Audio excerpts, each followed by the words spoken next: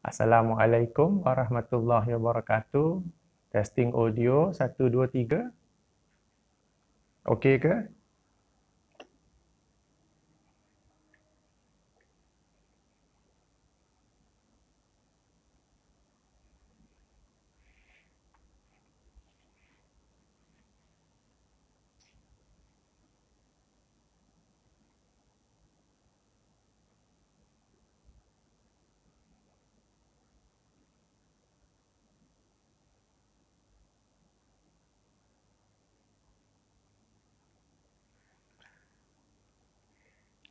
Okay, baiklah, sudah pukul 10, kita boleh bermula. Bismillahirrahmanirrahim. Innal hamdalillah nahmaduhu wa nasta'inuhu wa nastaghfiruh wa na'udzubillahi min syururi anfusina wa min sayyiati a'malina. May yahdihillahu fala mudhillalah wa may yudlil fala hadiyalah. Asyhadu an la ilaha illallah wahdahu la syarikalah. Asyhadu anna Muhammadan abduhu wa rasuluh. Amma ba'du. Assalamualaikum warahmatullahi wabarakatuh. Alhamdulillah, selamat datang ke sesi pertama FB Live bedah buku 202 pelajaran tentang poligami, berkenaan poligami. Sementara kita tunggu sahabat-sahabat yang lain masuk, saya bagi sedikit intro. Sebelum itu juga, bagi sesiapa yang tidak ada buku ini, tapi nak rujuk juga, boleh muat turun edisi PDF secara percuma di www.hafizfirdaus.com. Ada saya bagi linknya di grup Poligami Harmoni itu sendiri. Okey, memandangkan ini pertama kali saya buat video ataupun FB Live di Poligami Harmoni, saya ingin memberi sedikit pengenalan tentang diri saya. Okey, saya Hafiz Firdaus bin Abdullah. Nama ayah saya memang Abdullah. Saya bukan mu'alaf. Sebab kadang-kadang ada orang tengok nama, dia orang tanya masa Q&A ke apa ke, bila masuk Islam.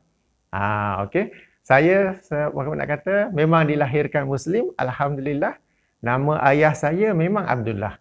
Rasulullah sallallahu alaihi wasallam bersabda dalam sebuah hadis riwayat Imam Muslim, dua nama yang paling dicintai oleh Allah ialah Abdullah dan Abdurrahman. Okey, jadi saya Hafiz Firdaus bin Abdullah. Kerjaya saya seorang kapten dengan Malaysia Airlines. Sebab tu kalau nampak ada kawan-kawan di sana yang panggil kapten. Saya memandu pesawat Airbus 330 dan juga Airbus 350. Okey. Bertugas sebagai juruterbang memang sejak dulu. Sejak saya SPM tahun 1988, tahun 89, lepas result keluar, terus saya join Malaysia Airlines sebagai cadet pilot training, 2 tahun training dan kemudiannya bertugas sebagai juruterbang sehinggalah sekarang, alhamdulillah. Selain itu, saya juga cenderung kepada ilmu-ilmu agama. Saya banyak mengkaji dan antara cara terbaik untuk mengkaji ialah kita menulis subjek yang kita kaji tu. Sebab bila menulis, ianya benar-benar akan memaksa kita mengkaji subjek itu secara mendalam. Jadi alhamdulillah saya telah menulis lebih daripada 50 buah buku dalam pelbagai tajuk. Jadi saya ni bukanlah poligami saja. Ada 50 lebih judul, 2 daripadanya berkenaan poligami. Okey. Dan saya juga co-author ataupun menulis bersama ataupun membantu penulisan, menyunting lebih kurang 30 buah buku. Jadi alhamdulillah. Satu ciri tentang buku-buku saya, alhamdulillah semuanya percuma. Kalau tengok bahagian copyright, buku ini ataupun bahagian buku ataupun buku-buku lain bahagian hak cipta, semuanya saya katakan boleh diedarkan, boleh disalin secara percuma. Sebab buku-buku ini ialah pelaburan saya di hari akhirat. Saja saya nak terangkan sebab kadang-kadang bila nampak orang dengar, wah dah 50 buku, kaya tu, banyak duit tu. Tidak. Okey, sebab saya menulis sebagai pelaburan di hari akhirat. Okay. Rasulullah sallallahu alaihi wasallam bersabda sebuah hadis riwayat Imam Muslim, apabila anak Adam meninggal dunia, maka terputuslah amalannya kecuali 3. Ilmu yang dimanfaatkan, sedekah jariah dan anak soleh yang mendoakannya. Jadi moga-moga ilmu yang saya tulis ini, kuliah yang saya bagi secara percuma ini dapat dimanfaatkan dan ianya menjadi pahala yang berterusan kepada saya.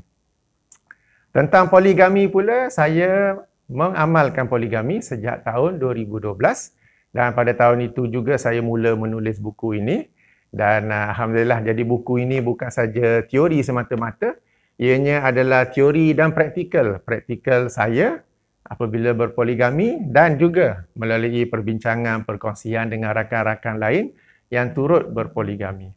Ya, jadi saya betul-betul teori and practical dalam bab poligami ini.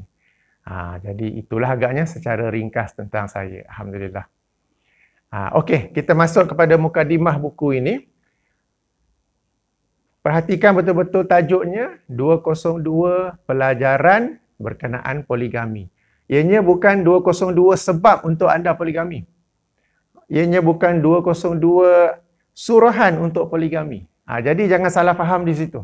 Kadang-kadang berlaku salah faham, orang nampak buku ni terus reject. Ini buku suruh orang poligami ni, buku orang suruh kahwin lagi ni. Bukan.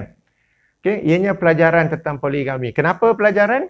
Sebab poligami ini adalah salah satu daripada syariat Islam. Okey, dan kita perlu belajar tentangnya sebagaimana kita belajar subjek-subjek lain. Macam mana kita belajar munakahat nikah monogami.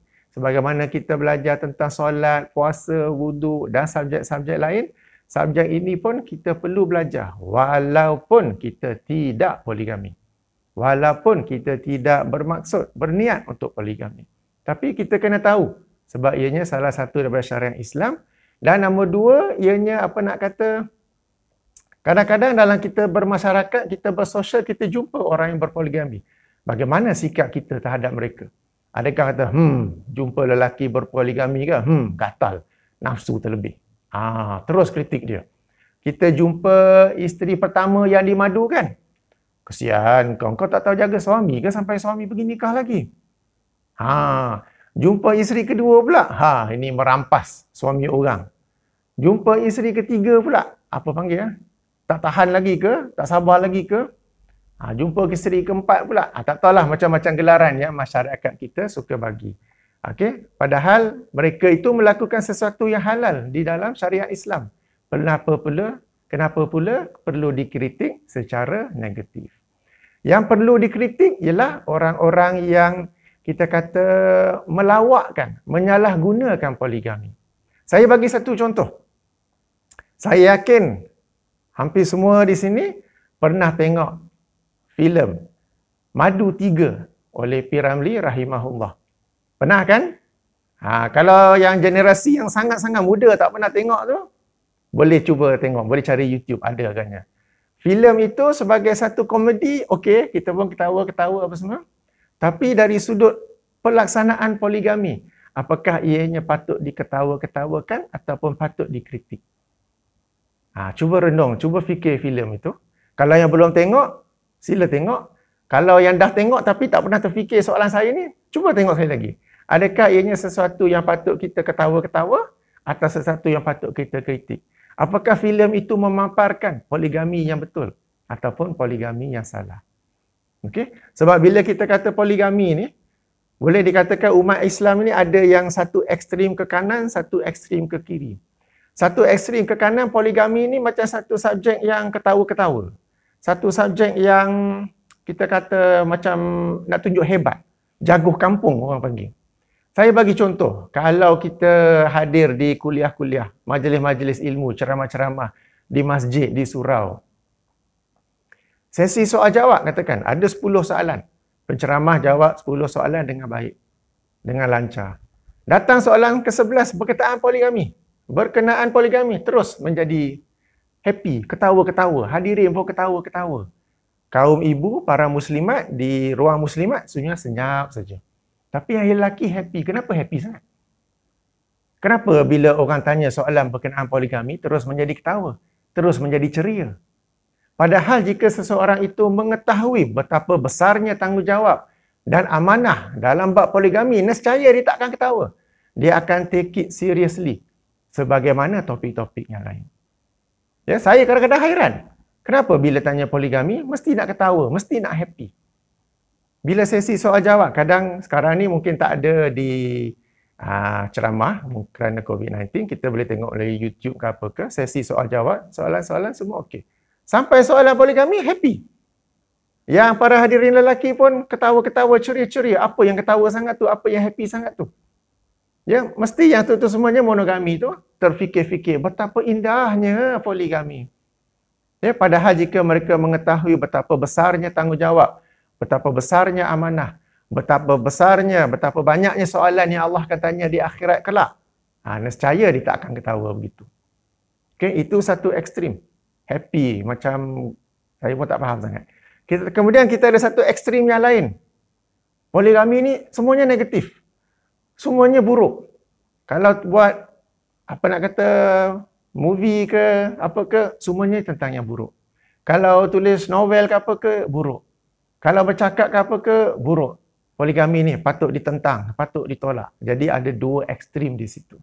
Jadi kita hendak belajar tentang poligami supaya kita berada di tengah-tengah. Bukan yang gembira, yang ketawakannya, yang menganggap ianya satu jaguh kampung, dan bukannya ekstrim yang lain yang menganggap ianya sesuatu yang buruk, sesuatu yang negatif dan sesuatu yang patut ditentang.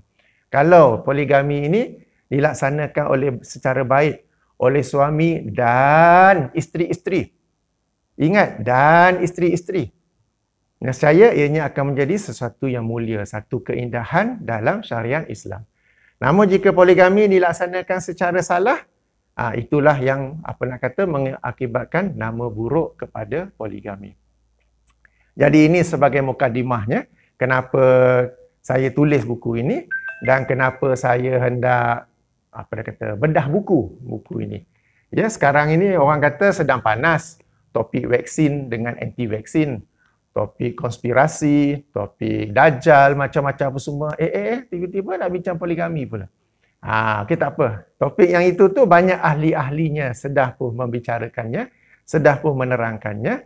Okey, walaupun kita kata dalam masa COVID-19 ni, dalam masa vaksin sedang datang ni, ada juga orang yang sedang dalam proses hendak menikah lagi. Ada juga isteri yang sedang dalam proses akan nimbadukan. Ada muslimat yang dalam proses akan menyertai keluarga poligami. Jadi topik ini tetap relevan. Ya, baik. Itu mukadimahnya. Jadi kita boleh mula kepada bedah buku 202 Poligami ini. Sedikit sebelum tu, formatnya. Saya tidak akan baca satu persatu pelajaran. Setengah itu kita kata self-explanatory, boleh baca, boleh faham, okey. Setengah tu saya rasa penting, saya akan kembangkan, saya akan syarahkannya. Ya. Jadi macam tadi mukadimah saya sudah sentuh. Okey, jadi saya tak akan sentuh mukadimah dalam buku ini. Kita terus kepada hikmah poligami. Kita terus kepada pelajaran hikmah poligami, iaitu bermula daripada pelajaran nombor 16. Pelajaran nombor 16, muka surat 26. Okey, sudah di situ. Pelajaran 16. Okey, saya menulis di situ hikmah di sebalik poligami tidak jauh berbeza dengan hikmah di sebalik monogami. Monogami atau poligami, Islam menganjurkan perkahwinan kerana lelaki dan perempuan diciptakan Allah untuk saling melengkap, membantu, menyempurna menyempurna di antara satu sama lain. Ini hikmah yang pertama. Sebab kadang-kala orang tertanya-tanya, apa hikmah poligami? Apa hikmah kau nak nikah lagi? Tak payah, tak ada bezanya dengan hikmah perkahwinan yang pertama. Tidak ada bezanya dengan hikmah monogami. Kedua-dua, monogami dan poligami, mereka yang masuk di dalamnya hendak mencapai hikmah kehidupan yang sakinah, mawaddah dan rahmah. Apa dalilnya? Apa hujahnya? Mari kita rujuk kepada Al-Quran, surah Rum ayat 21. Surah nombor 30 ayat 21. Saya nak jemput para hadirin semua untuk merujuk Al-Quran. Boleh dalam phone masing-masing. Boleh ambil naskah mushaf Al-Quran. Atau kalau yang dah hafal tu, lagi bagus. Okey? Surah Rum. Surah yang ke-30. Ayat 21. Surah Rum. Surah ke-30 ayat 21. Sudah ya? Kita mula baca. A'udzubillahi minasyaitonirrajim. Wa min ayatihi, dan di antara tanda-tanda kebesarannya. Ayat di sini bukan bermaksud ayat yang kita susun kataan tu, tetapi ayat bermaksud tanda kebesaran Allah.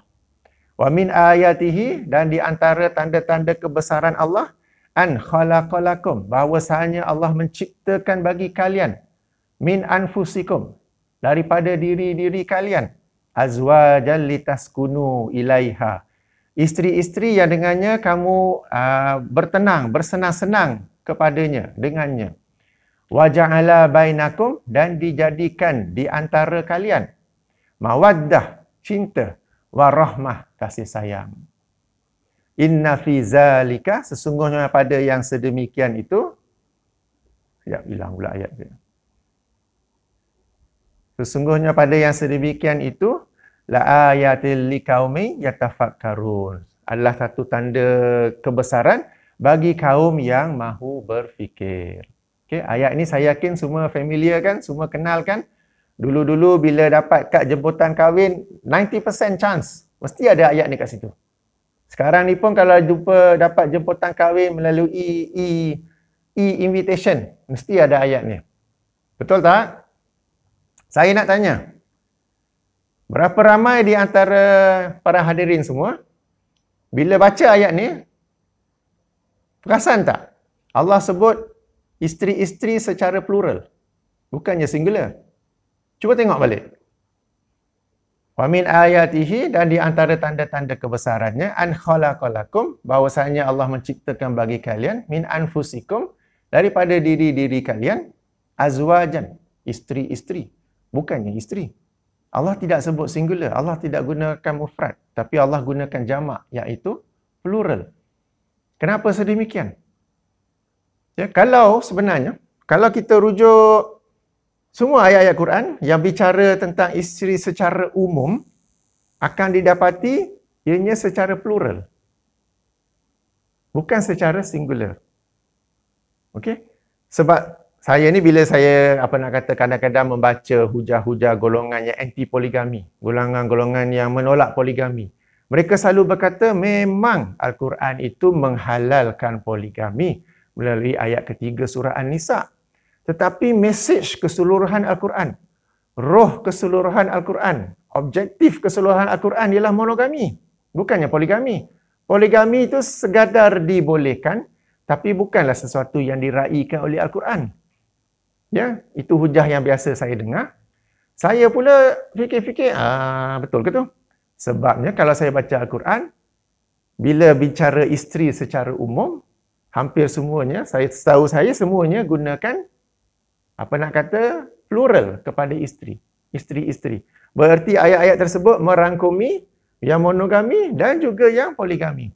Seandainya yang dikehendaki oleh Allah SWT, yang diraikan oleh Al-Quran ialah kehidupan monogami, nescaya Allah SWT akan menurun ayat-ayat yang membicarakan isteri secara singular, bukannya plural. Okay? Boleh saja Allah menurunkan ayat yang menyentuh isteri secara singular dan bukannya secara plural. Okay, jadi sebagai contoh ayat ini, kita di mana Allah berfirman, objektif perkahwinan ini ialah supaya kita dapat hidup litaskunu ilaiha, itu daripada perkataan sakinah, hidup secara tenang.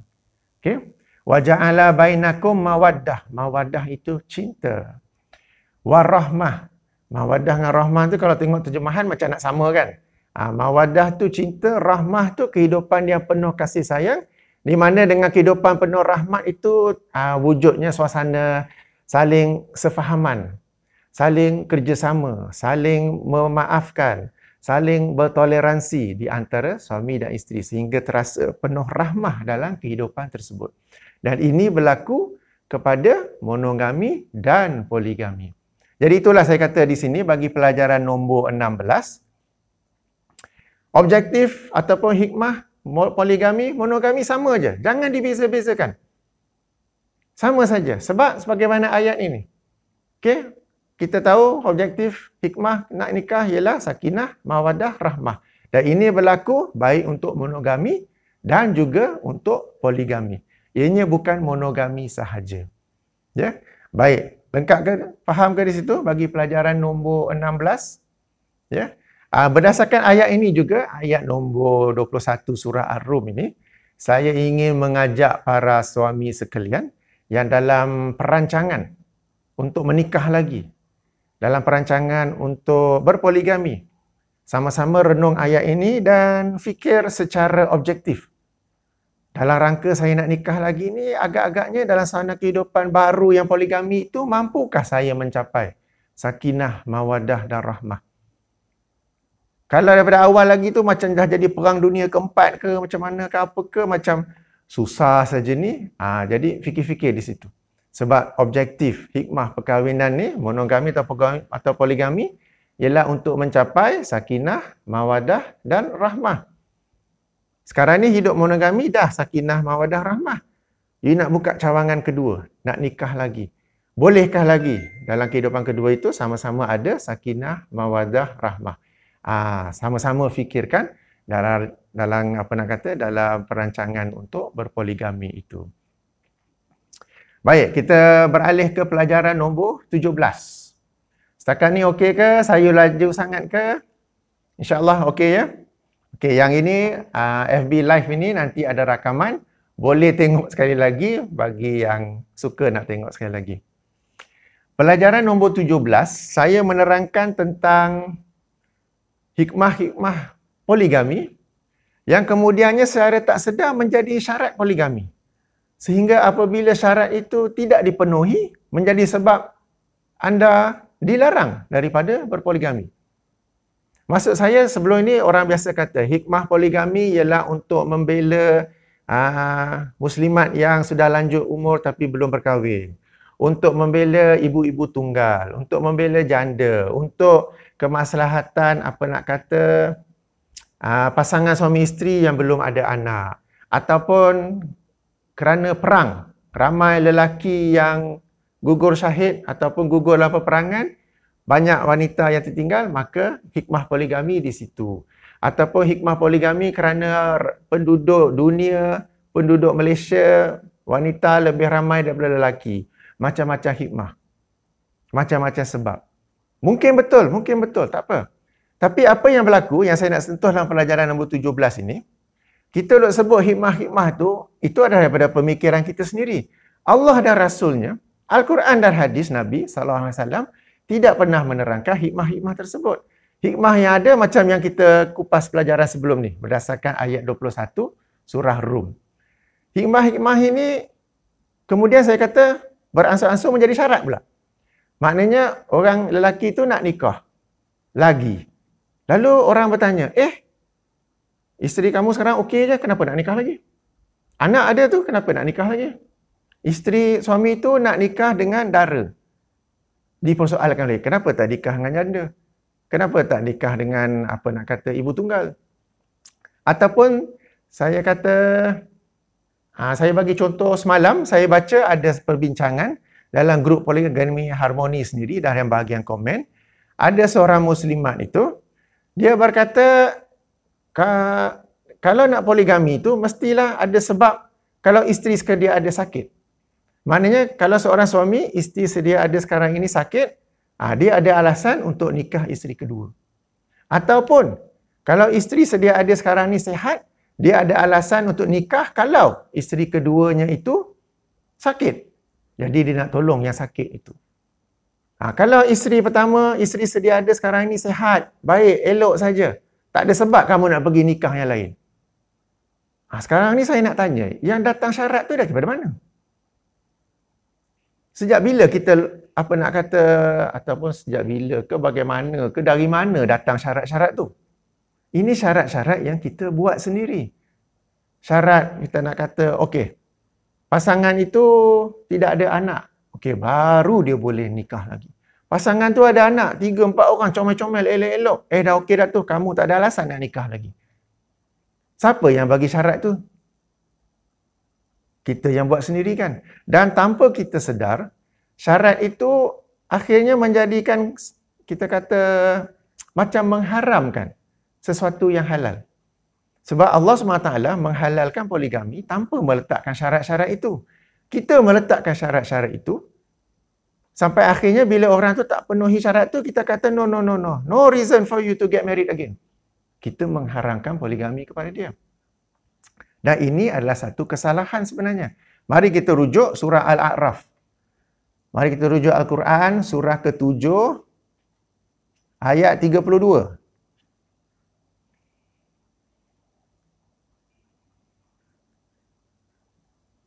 Surah ke-7, ayat 32.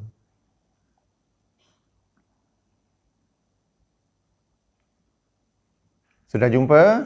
Okey, saya pun baru jumpa. Surah Al-A'raf ayat 32. Di mana Allah SWT berfirman, A'udzubillah minasyaitonirrajim. Kul.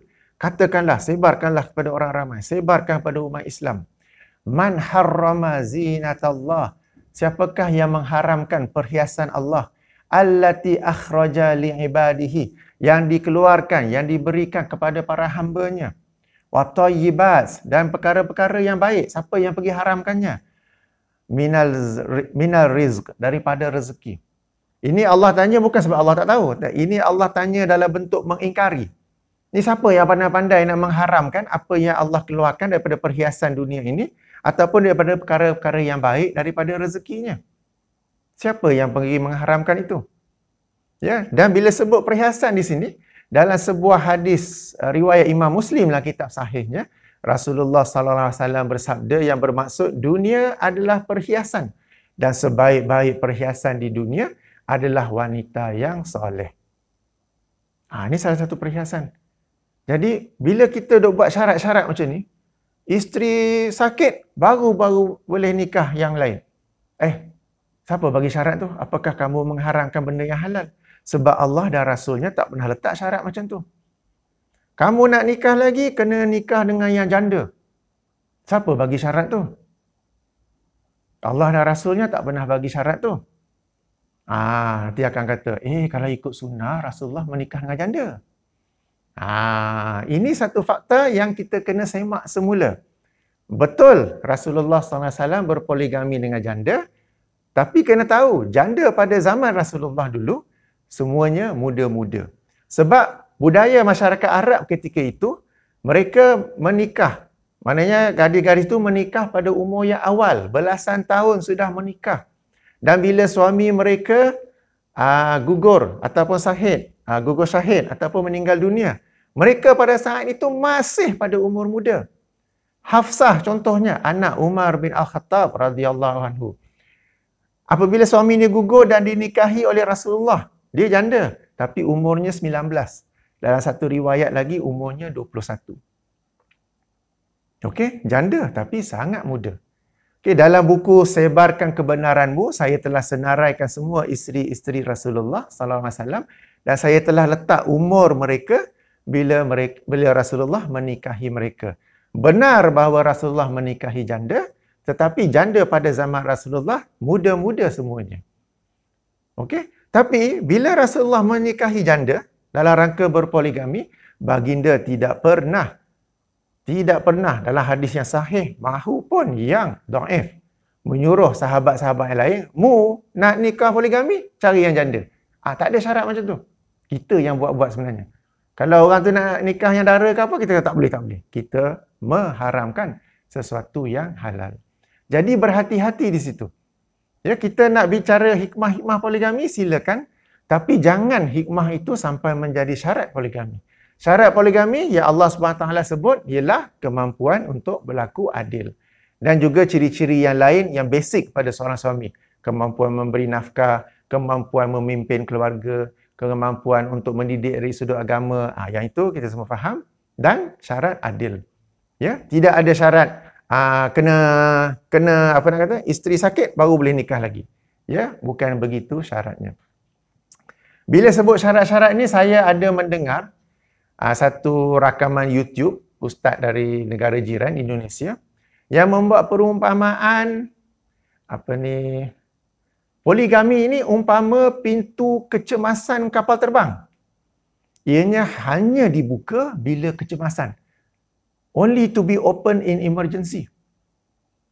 Ya. Ustaz itu berkata poligami ni ialah umpama pintu kecemasan kapal terbang ianya hanya dibuka apabila berlaku kecemasan. Seorang ustazah tempatan pula berkata poligami ni seperti pintu kecemasan kapal terbang. Orang yang buka pintu kecemasan padahal tidak ada kecemasan, tidak ada suasana emergency pada ketika itu, dia akan menerima padahnya. Okey. Yang ini saya nak komen. Pertama sekali, apabila Allah dan Rasulnya mensyariatkan poligami, tidak disyaratkan suasana kecemasan. Apabila Rasulullah SAW berpoligami, baginda dalam suasana kecemasan ke? Tidak pun. Apabila para sahabat, generasi tabi'in, tabi'in berpoligami, mereka dalam suasana kecemasan ke? Tidak pun. Mana datang syarat kecemasan tu? Itu yang pertama. Sekarang ni kita telah tambah syarat lagi. Kecuali kecemasan. Kalau nak kata kecemasan ni kalau dalam bahasa fiqhnya, dalam bahasa usul fiqhnya darurat. Darurat tu kalau ada apa? Kita lapar, tak ada makanan kecuali daging khinzir. Ketika kecemasan, baru boleh makan daging khinzir, sekadar mana yang patut, itu pun kena beli tau, jangan pergi curi. Itu ada contoh yang Al-Quran. Tapi dalam bab poligami, tidak ada syarat bahawa poligami itu hanya dalam suasana kecemasan. Itu yang pertama. Yang kedua, apabila ustaz dan ustazah ni sentuh pasal kapal terbang, saya pun nak sentuh lah. Sebab itu memang dalam bidang saya. Alhamdulillah. Bila mereka sebut pintu kecemasan, mereka merujuk kepada pesawat Boeing 737 yang digunakan oleh Malaysia Airlines dan Malindo dan juga pesawat Airbus 320 yang digunakan oleh Air Asia. Di mana kalau kita semua perasan, di atas sayap tu, tingkat. Tapi dua tingkat yang atas sayap tu ada tingkat yang boleh dibuka dalam suasana kecemasan. Perasan tak? Dia panggil emergency escape window. Itu pintu kecemasan yang mereka masukkan. Jadi saya nak bagi tahu. Apabila berlaku kecemasan dalam penerbangan, okey, mudah cerita, crash land lah katakan. Landing di runway, tapi ada apa-apa sebab apa, terlanjur keluar daripada landasan, ada emergency, semua kena keluar. Semua pintu akan dibuka. Bukan pintu kecemasan saja. Maknanya kapal terbang dia ada primary exit, secondary exit.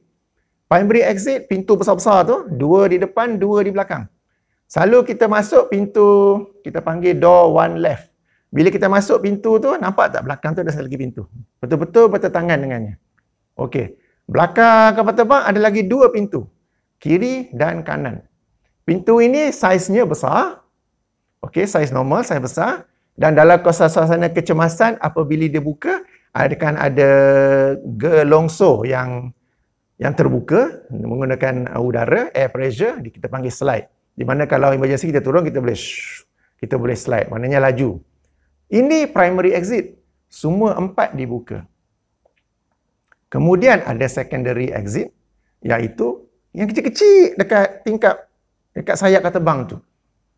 Yang kecil-kecil itu, kita kata, saya nak masuk pun tak tahu muat ke tak tu. Yang itu tu secondary exit.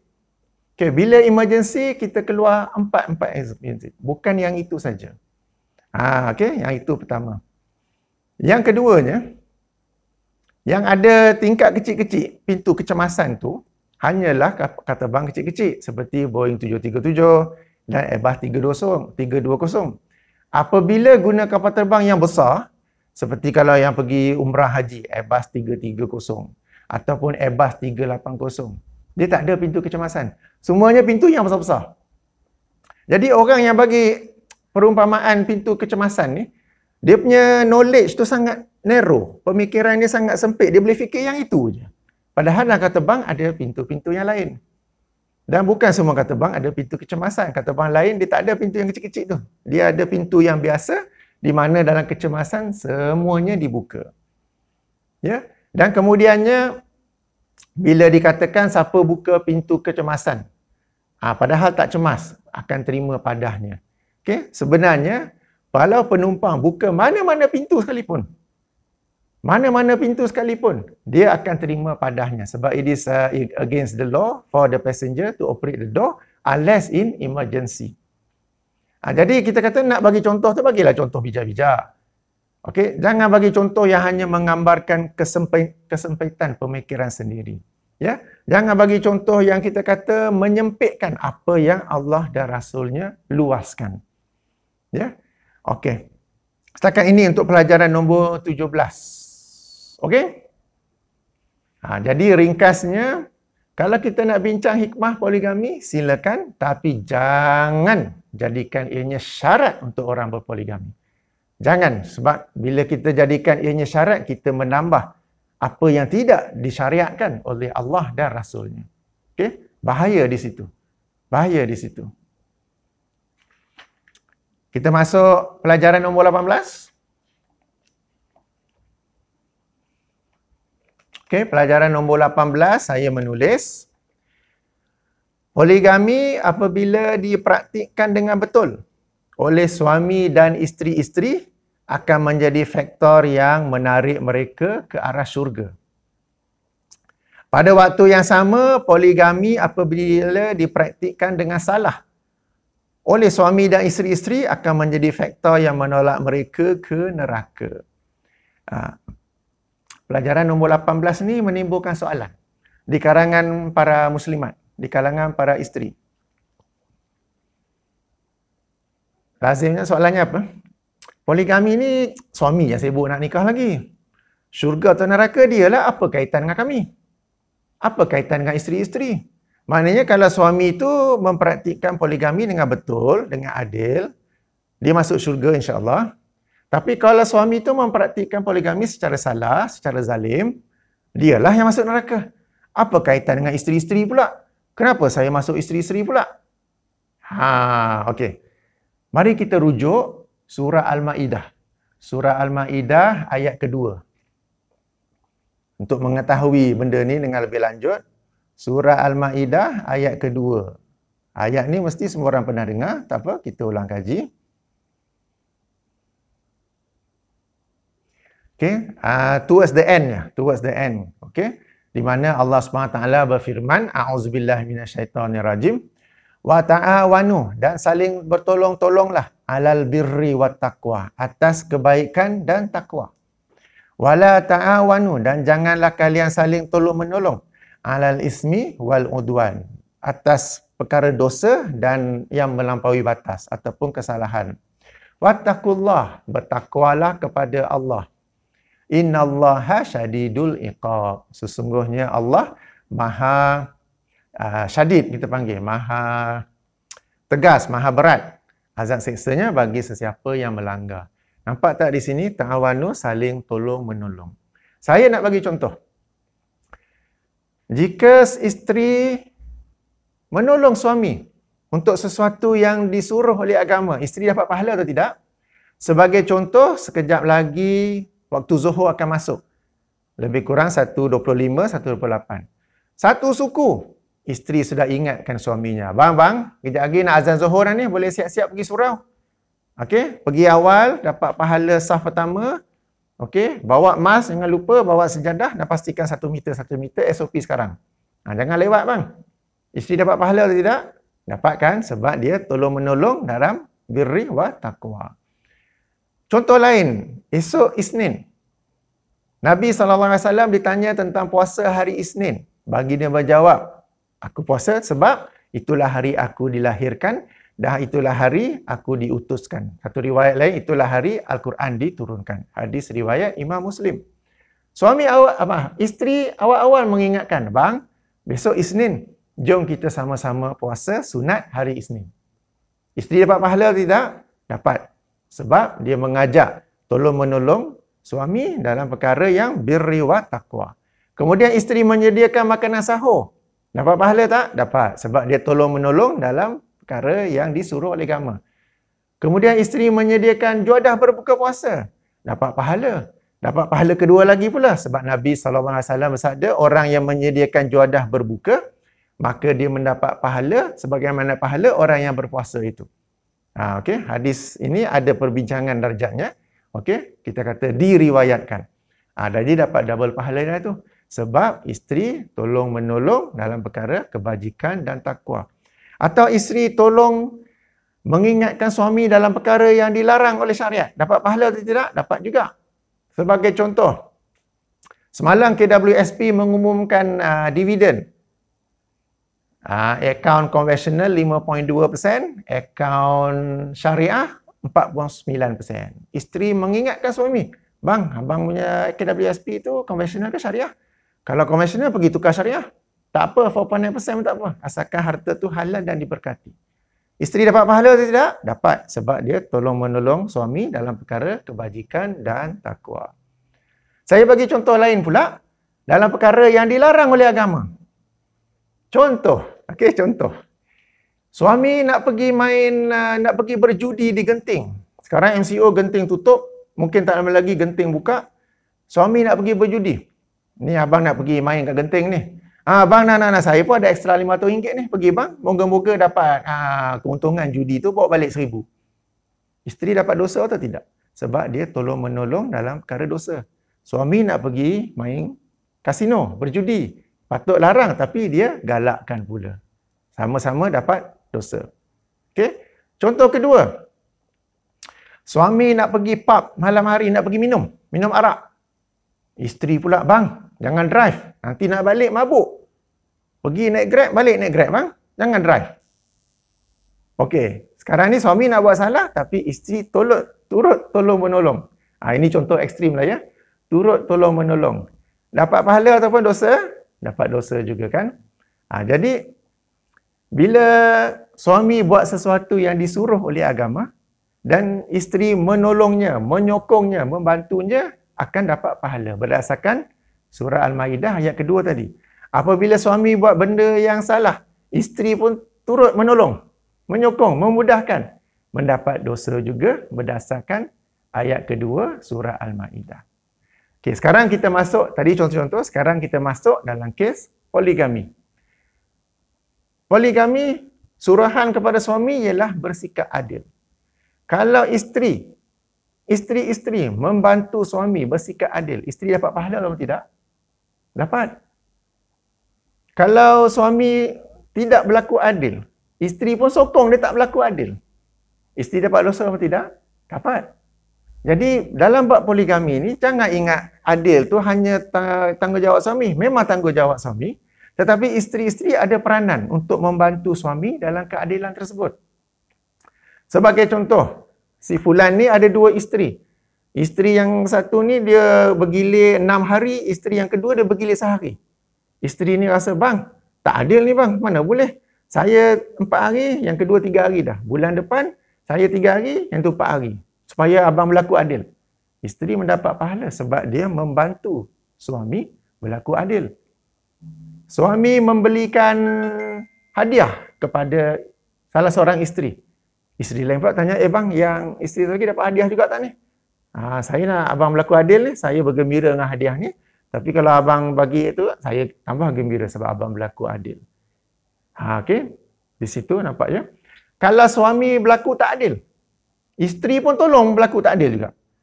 Macam contoh tadi kan, dia berpoligami, seorang isteri dia duduk 6 hari, seorang lagi isteri dia duduk sehari.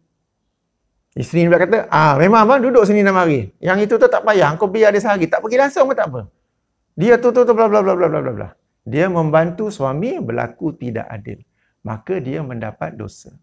Jadi di sini poin penting. Saya ulangi, memang tanggungjawab, memang kewajipan suami berlaku adil dalam poligami.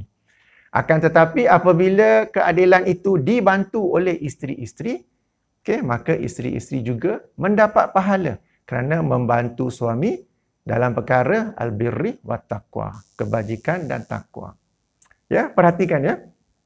Sebab dalam pengalaman saya, dalam pembacaan saya, pemerhatian saya biasa jumpa muslimat yang berkata, saya okey dengan poligami asalkan suami berlaku adil. Saya pro poligami asalkan suami berlaku adil. Saya sokong poligami asalkan suami berlaku adil. Saya belum jumpa lagi muslimat yang berkata, saya okey dengan poligami dan jika suami saya poligami, saya akan bantu dia berlaku adil. Saya belum jumpa lagi. Mungkin ada. Saya tak jumpa lagi. Ya. Pernah jumpa ke sesiapa yang bagi ayat, saya okey, saya sokong poligami dan saya akan bantu suami saya berlaku adil jika dia berpoligami. Sebab bila suami nak buat sesuatu, selalu isteri membantu, alhamdulillah. Saya bagi contoh. Suami berkata, suami berkata, abang rasa macam nak lanjutkan pengajian lah.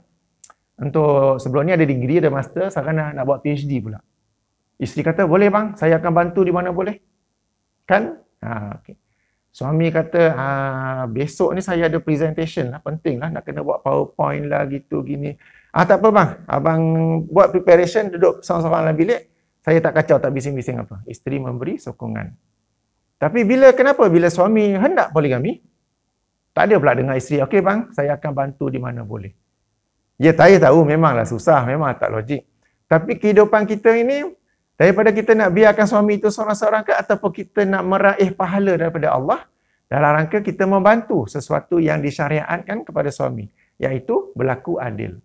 Memang berat, memang susah, gatal dia ni nak nikah lagi, tapi kita nak bersikap negatif berterusan ke, ataupun kita bersikap positif, yang ini kita bantu dia dalam bersikap adil kepada poligami. Jadi sebab itulah saya kata di sini, poligami ini dilaksanakan secara betul, sebab poligami ini jangan pandang suami saja. Ianya satu teamwork antara suami dan isteri-isteri dia. Sama-sama bekerjasama dengan baik apa semua, sama-sama akan menjadi plus point untuk mereka masuk syurga. Kalau nak kata poligami ini dipraktikkan secara salah, ianya akan menjadi sebab yang melajukan, mencepatkan mereka ke arah neraka. Ya, jadi sama-sama perhatikan perkara ini. Jadi ringkasnya, poligami ini, kalau nak kata hikmahnya bila dilaksanakan betul, insya-Allah menjadi satu ruang, satu peluang, satu jalan untuk suami dan isteri-isteri ke syurga Allah, insya-Allah. Boleh ya? Susah pula ya? Pernah first time dengar ya? Agaknya first time dengar. Isteri bantu suami berlaku adil. Ya, sebab saya tahu isteri-isteri semua baik-baik. Semuanya bantu suami dalam banyak perkara. Tapi dia dalam bab poligami tak nak bantu. Lantak engkau gatal nak kahwin lagi. Sebenarnya tidak. Apabila Allah menguji kamu, wahai isteri, dengan suami yang hendak nikah lagi, Allah SWT sebenarnya sedang buka satu jalan, satu ruang yang untuk memperolehi pahala yang sangat banyak di situ. Sangat banyak di situ. Sebab ianya satu kesukaran. Banyak bisikan-bisikan negatif, internal dan eksternal. Banyak kesukaran. Tapi melawan semua itu untuk mendapat pahala Allah. Untuk mendapat syurga Allah. Untuk mendapat reda Allah. Okey ke pelajaran 18? Pelajaran 19 ni saya rasa boleh faham saja. Kita ke pelajaran nombor 20.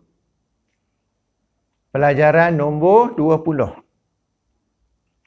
Macam saya kata tadi, mana yang saya rasa saya patut kembangkan, syarahkan, saya akan lakukannya. Mana yang boleh faham-faham tu self-explanatory, boleh baca sendiri ya. Pelajaran nombor 20, saya sentuh bahawa antara hikmah poligami ini ialah ia menjadikan isteri sedia ada itu lebih dekat kepada Allah. Lebih bergantung kepada Allah. Ya, selama ni isteri itu mungkin secara direct, secara sedar atau bawah sedar sangat bergantung pada suami. Sekarang suami ini nak berpoligami, dia macam alamak, I'm left alone, what to do? Oh tak, Allah ada. Ya. Dan bila isteri sedia ada mengalami kesukaran untuk menerima poligami, kesukaran untuk menerima dirinya akan dimadukan, ramai yang menasihati isteri agar kembali kepada Allah, merujuk kepada Allah. Dan Allah akan memberi kekuatan dan ketenangan untuk menerima poligami tersebut. Itu ada nasihat yang betul. Tapi pada saya macam ada sesuatu ketinggalan. Ada sesuatu ketinggalan. Kenapa isteri saja yang diberi nasihat sedemikian? Kenapa suami tidak diberi nasihat sedemikian? Suami-suami kena sedar bahawa poligami ini adalah satu perkara yang sangat besar, sangat berat, yang dia tidak boleh melakukannya berseorangan melainkan dengan bantuan Allah Subhanahu Wa Taala. Maka suami-suami juga dalam rangka hendak berpoligami, hendaklah dia rujuk kepada Allah, hendaklah dia kembali kepada Allah dan hendaklah dia menjadi seorang yang kita kata benar-benar beriman dan soleh, yang dengan itu Allah akan membantunya melalui dengan bahtera poligaminya itu. Ya, jangan isteri saja. Saya biasa baca, macam dalam poligami harmoni pun ada juga isteri-isteri yang menerangkan betapa sukar mereka nak terima poligami apa semua. Dan ada ahli-ahli panel yang menjawab, memberi nasihat apa semua, kembalilah kepada Allah, apa semua tu. Itu betul. Tapi yang bab suami tu macam tertinggal pula. Jadi saya sebagai suami, sebagai lelaki, ingin memberi nasihat kepada sesama lelaki, kepada sesama suami bahawa kita juga patut kembali kepada Allah, kembali merujuk kepada Allah dan menjadi orang yang benar-benar bertakwa, sebab bahtera poligami ini adalah sesuatu yang sukar, sesuatu yang besar tanggungjawabnya untuk kita nahkodai, dan sukar melainkan adanya bantuan, adanya rahmat daripada Allah Subhanahu Wa Taala. Dalam perkara ini saya ingin mengajak para hadirin semua, khasnya para suami, untuk merujuk pada surah Talaq. Surah nombor 65. Ayat nombor 2. Mari kita rujuk. Surah nombor 65. Ayat yang kedua. Ya, khas kepada para suami. Para isteri pun boleh rujuk sama. Tapi macam saya kata, saya tengok panel dalam poligami harmoni yang memberi nasihat banyak muslimat dan mereka memberi nasihat kepada para isteri. Yang suami-suami ni macam okey je semua. Ya, padahal sebenarnya kita ni pun, ya, saya dan para suami juga patut berpegang teguh, merujuk kepada Allah, bertakwa, beriman, dan saya nak bawa kita sama-sama merenung dua ayat dalam surah Talaq, ayat kedua dan ketiga. Ini biasa masyhur disebut sebagai ayat 1000 dinar. Tapi ayat ni jangan pergi print tampal kat dinding pula tau. Tampal-tampal tu tak ada. Itu tu kita kata bukan pengamalan Al-Quran yang betul. Yes. Ayat 1000 dinar ni ada yang tampal kat kedai lah, apa kononnya murah rezeki apa tak. It doesn't work that way. Para sahabat zaman Rasulullah SAW, bahkan Rasulullah sendiri tak ada nak tulis-tulis. Okay, kalau Rasulullah tak pandai tulis, dia panggil orang tulis, lepas tu pergi tampal ayat kat rumah lah, kat kuda ke, kat apa ke, tak ada. Mereka nak pergi perang Badar, tak ada pergi gantung ayat kat kuda pergi perang. Tak ada. Okey, perang Ahzab, musuh semua coalition nak attack Madinah. Tak ada mereka gantung ayat-ayat apa keliling Madinah apa, tak ada. Mereka berusaha menentang musuh. Ya, Al-Quran ada tapi ianya pengamalan, bukan penggantungan. Ya. Mari kita rujuk surah Talaq ayat kedua. Rangkap yang terakhir itu. A'udzubillah minasyaitonirrajim. Wa may yattaqillah, dan sesiapa yang bertakwa kepada Allah. Bertakwa tu apa maksudnya? Okey. Takwa dari sudut bahasa bermaksud menahan diri ataupun membenteng. Bertakwa kepada Allah ialah kita membenteng diri daripada kemurkaan Allah, daripada neraka Allah. Bagaimana caranya? Dengan melaksanakan perintahnya dan meninggalkan larangannya. Ya, maksud takwa. Saya ulangi, takwa dari sudut bahasa ialah mendinding diri, membenteng diri. Dalam hadis riwayat Imam Ahmad diterangkan bahawa apabila mereka pergi perang, para sahabat ni mereka bertakwa belakang Rasulullah. Sebab apa? Rasulullah ni bila perang paling berani. Dia ke depan, sahabat ni macam takut sikit. Dia pun duduk belakang walaupun bawa pedang, tombak apa semua kan. Mereka bertakwa kepada Rasulullah. Mengapa? Mereka macam mendinding diri di belakang Rasulullah. Sama juga di sini, sesiapa yang bertakwa kepada Allah, sesiapa yang membenteng dirinya daripada kemurkaan Allah, daripada neraka Allah, dengan melaksanakan perkara-perkara yang diperintahnya, meninggalkan perkara-perkara yang dilarangnya. Yaj'al lahu, dijadikan baginya makhrajan, jalan keluar. Jalan keluar dari apa-apa kesukaran yang dihadapinya. Sekarang ni sedang sukar nak poligami ke? Cuba jadi orang yang bertakwa kepada Allah. Allah akan membuka jalan. Sekarang ni nak poligami, isteri sedia ada dah okey dah. Dah dengan berat setuju. Tapi parents in-law pula tak setuju. Wah, macam-macam halangan. Allah akan bagi jalan keluar. Dengan cara apa? Awal start dulu. Mula dulu dengan menjadi orang yang bertakwa kepada Allah. Bukan saja dalam poligami. Dalam apa-apa urusan dunia yang lain. Kita ada halangan. Kita ada kesukaran. Allah akan bagi jalan keluar. Tapi syaratnya yang pertama sebelum tu ialah kita sendiri yang bertakwa kepada Allah.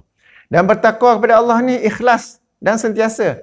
Bukan sebelum ni hidup haywire, huha sana, huha sini, tiba-tiba nak poligami, bertakwa. Dah habis poligami, jadi huha balik. Bukan begitu. Hidup bertakwa ini sentiasa. Sentiasa. Sebab cabaran dalam kehidupan ini juga berterusan. Dan kita mahu jalan keluar daripadanya. Dan dengan cara kita bertakwa kepada Allah, Allah akan membuka jalan kepada kita. Sambung pada ayat ketiga. Dan bagi orang-orang yang bertakwa ni, apa lagi yang Allah jadikan baginya? Wa yarzuquhu min haitsu la yahtasib.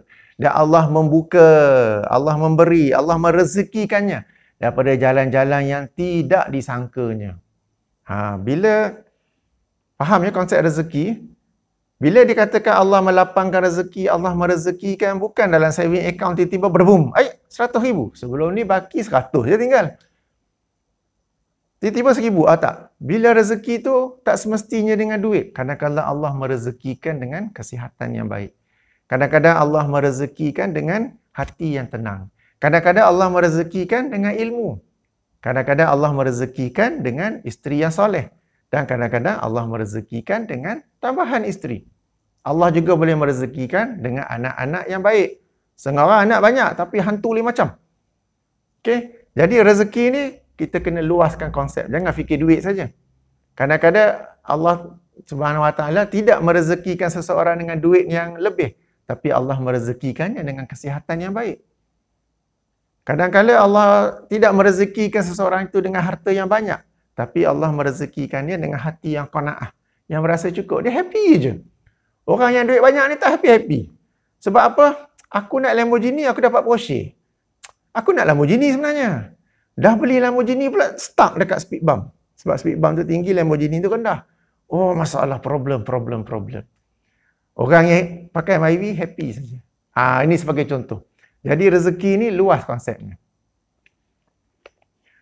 Wa may yatawakkal 'ala Allah, dan sesiapa yang bertawakal kepada Allah, fahuwa hasbuhu, maka cukuplah Allah baginya. Kita telah berusaha dan kemudian kita serahkannya kepada Allah. Cukuplah Allah kepada kita. Innallaha, sesungguhnya Allah, balighu amrihi. Menyampaikan, melakukan apa saja urusan yang dia kendaki. Ya, Allah Maha Kuasa, dia boleh buat apa saja. Qad ja'alallahu likulli syai'in qadir. Sesungguhnya Allah melakukan setiap sesuatu berdasarkan kadarnya, berdasarkan kuasanya. Ya, jadi berdasarkan ayat ini, para suami juga sepatutnya menjadi orang yang bertakwa kepada Allah. Dalam rangka dia nak berpoligami ni macam ada halangan. Isteri tak setuju. Kalau isteri tak setuju itu kita kata normal. Isteri tiba-tiba buat kenduri kesyukuran, yang itu tak normal. Ya, mungkin dah sembang-sembang, bincang-bincang dengan isteri setuju, tapi parents in-law pula tak setuju. Ya, ataupun ada pula halangan-halangan yang lain. Ya, mungkin sudah kahwin, mungkin sudah nikah, ada pula masalah-masalah yang lain. Tapi memandangkan you orang yang bertakwa kepada Allah, maka Allah akan membuka jalan dan Allah akan merezekikan. Mungkin bukan rezeki duit, tapi rezeki sakinah, mawaddah dan rahmah. Ya, jadi sama-sama kita, saya dan para suami semua, dan semua yang hadir di sini, muslimat sekalian pun, ayuh kita menjadi orang-orang yang bertakwa kepada Allah. Ya, moga-moga dengan tu dalam urusan poligami atau segala urusan yang lain, Allah memudahkan jalannya kepada kita dan Allah merezekikan kepada kita. Demikian bagi pelajaran nombor 20. Ringkasnya, bukan sahaja seorang isteri yang patut merujuk kembali kepada Allah dalam menghadapi poligami ini, suami-suami juga patut kembali kepada Allah dalam menghadapi poligami ini. Jadi itu beberapa yang saya nak sentuh berkenaan hikmah poligami. Jadi saya plan rancangan saya cakap sejam. Kemudian ada sesi Q&A. Maka sekarang ini dah hampir sejam. Kita rehat sekejap 3 minit. Okey, kita jumpa semula 2 minit. Kita jumpa semula pukul 11 untuk sesi soal jawab. Boleh bertanya di ruangan komen itu. Saya akan jawab apa yang saya tahu dan mampu, insya-Allah. Rehat 2 minit ya.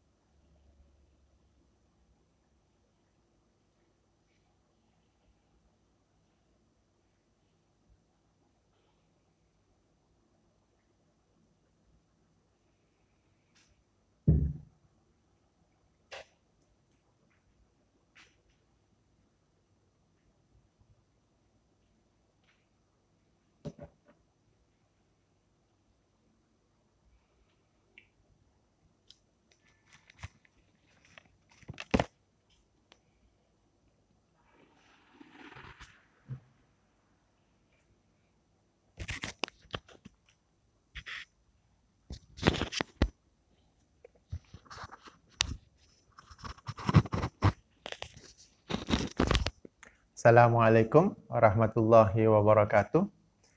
Jadi macam mana, ada soalan ke? Baik berkenaan dengan buku ni ataupun yang lain-lain berkaitan poligami ya?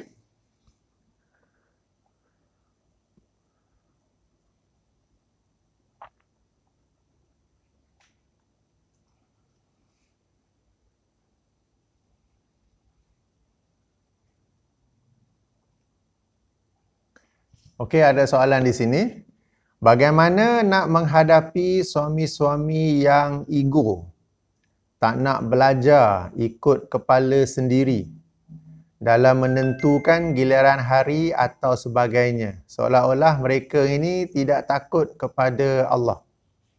Okey, ego ni memang masalah manusia.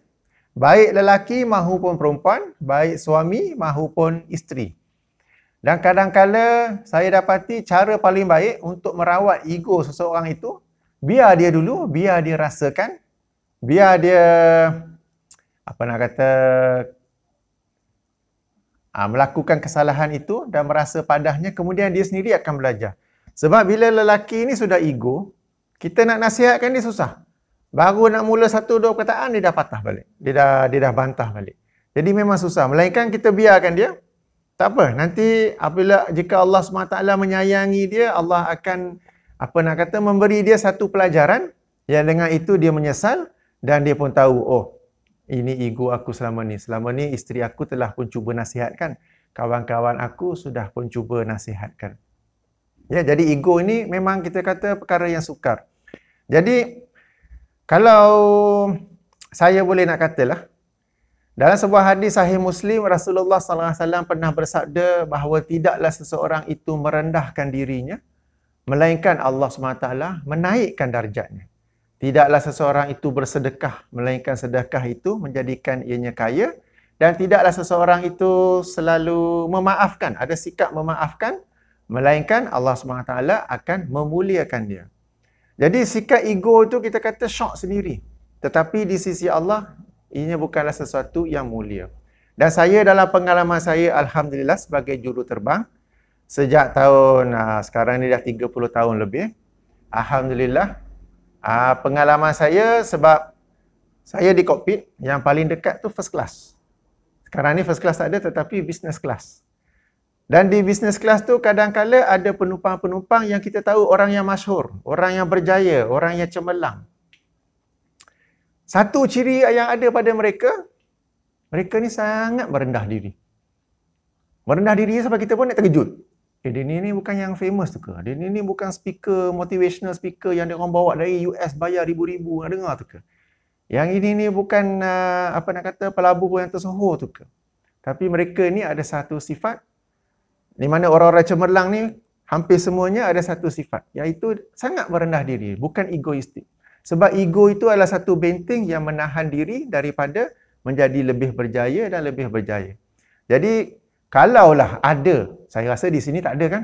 Semua lelaki di sini semuanya yang jenis merendah diri.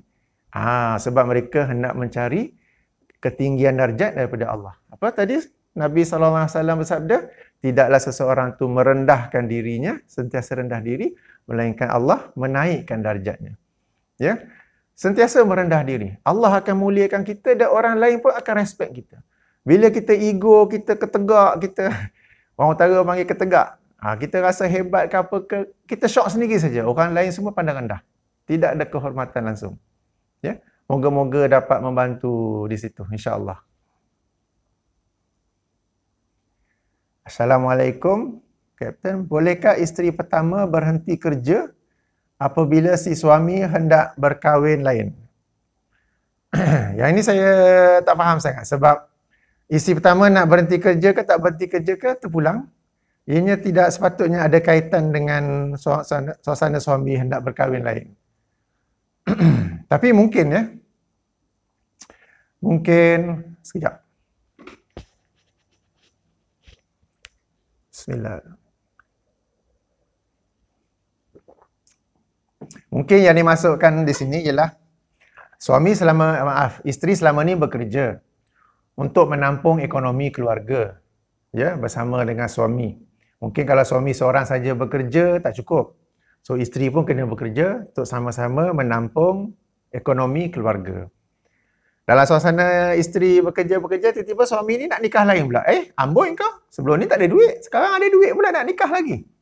Aku nak duduk rumah. Aku ni malas nak kerja lah. Nak duduk rumah saja. Mungkin itu yang dimasukkan tu. Jadi bagi saya yang pertama di sini, bagi isteri hendaklah dia menilai semula apa niat dia membantu suami. Jika niat dia membantu suami untuk mendapat pahala daripada Allah SWT, maka teruskannya. Jangan kerana suami nak nikah lagi, dia macam nak, that case aku duduk rumah lah, tak payah aku nak kerja susah-susah. Ya, bekerja ni, menafkahi keluarga ni memang tanggungjawab suami. Akan tapi apabila isteri membantu, dia mendapat pahala yang banyak. Dalam sebuah hadis riwayat Imam Muslim, Rasulullah SAW bersabda yang bermaksud,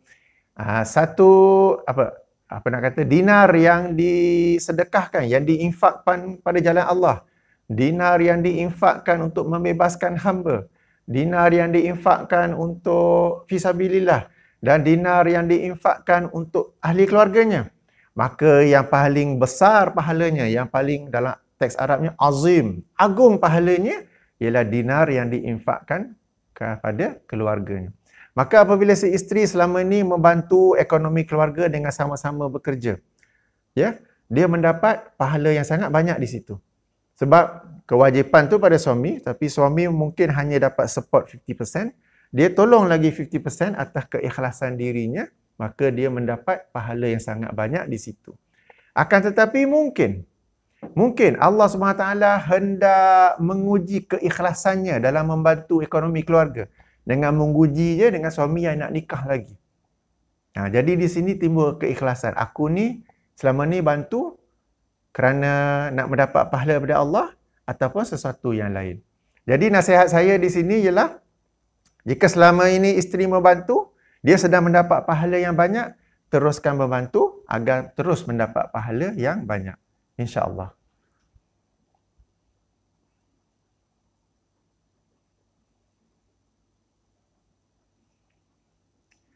Okey, bagaimana seorang suami berkahwin poligami atas tujuan ingin mencari hikmah dalam poligami saja? Okey, bagaimana seorang suami berkahwin poligami atas tujuan, mungkin yang dimasukkan tadi saya bincang hikmah poligami ialah sama dengan monogami, iaitu mencapai sakinah, mawadah, rahmah. Maka suami ini dia nak nikah satu lagi semata-mata untuk mencari sakinah, mawadah, rahmah saja. Ya, boleh, silakan. Jika dia mampu menafkahi keluarga, mampu menyediakan tempat tinggal, perkara-perkara asas dalam kehidupan, mampu bersikap adil, maka silakan, ya, agar dia juga dapat mencapai hikmah, sakinah, mawadah dan rahmah dalam keluarga kedua dan juga dalam keluarga yang pertama. Tak perlu ada syarat-syarat yang kena kena ibu tunggal lah, kena janda lah, kena apa, yang tu semua syarat-syarat tu tak payah.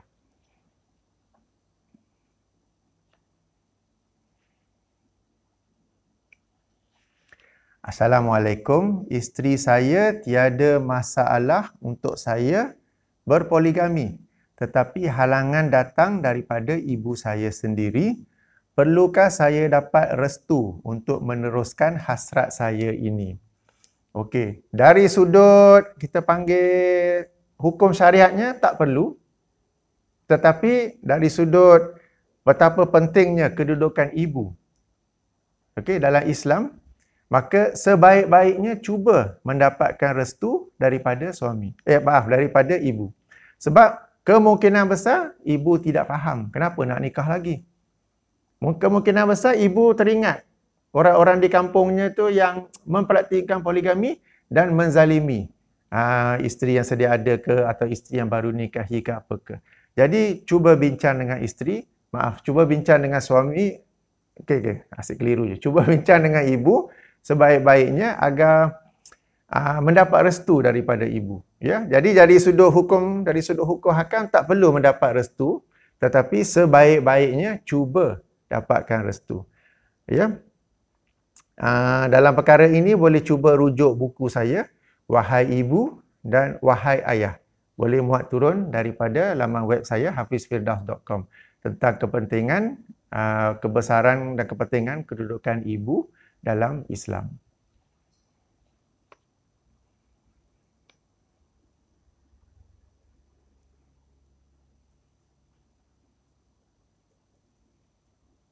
Apa-apa soalan lain? Kita bagi sesi soal jawab ni setengah jam lah. Daripada pukul 11 sampai 11.30. Okey, tak apa. Tak ada soalan, saya tanya soalan. Boleh ke? Saya pula tanya soalan. Okey, dapat soalan di sini. Bagaimana menguruskan hati bakal isteri kedua yang risau akan terlukanya hati isteri pertama?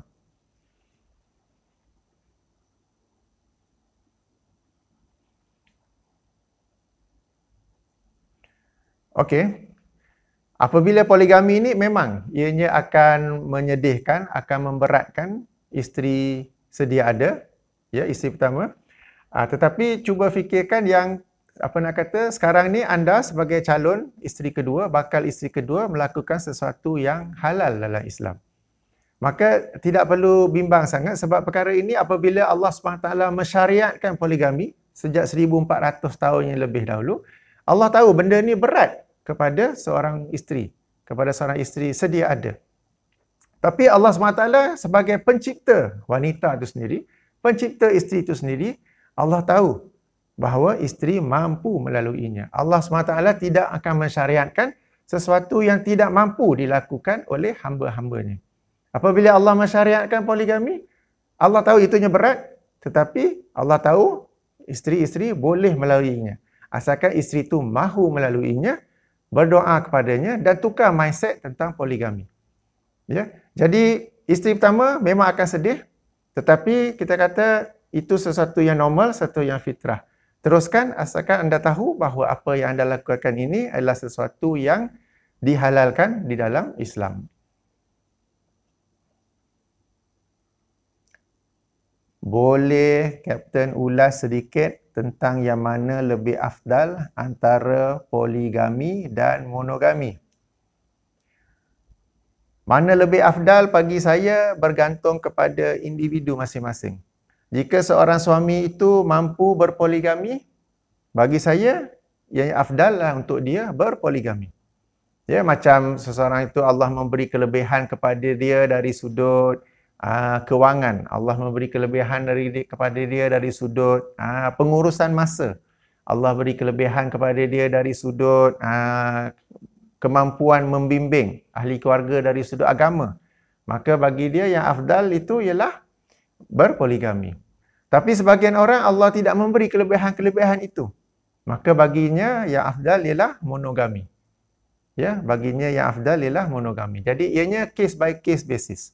Ya, bukan semua orang patut berpoligami sebab setengah orang tu dia memang ada harta tapi dari sudut leadership, kepimpinan. Teruk betul. Setengah orang Allah beri dia kelebihan harta. Tetapi dari sudut kemampuan untuk mendidik keluarga dari sudut agama. Okey, sangat teruk. Jadi baginya ni lebih monogami itu dah cukup dah. Okey, kalau poligami itu yang satu pun dia tak boleh memberi nasihat didikan agama, bagaimana pula yang dengan yang kedua. Jadi ianya case by case basis. Jadi di sini masing-masing individu, para suami dia tahu sama ada dirinya mampu berpoligami ataupun tidak.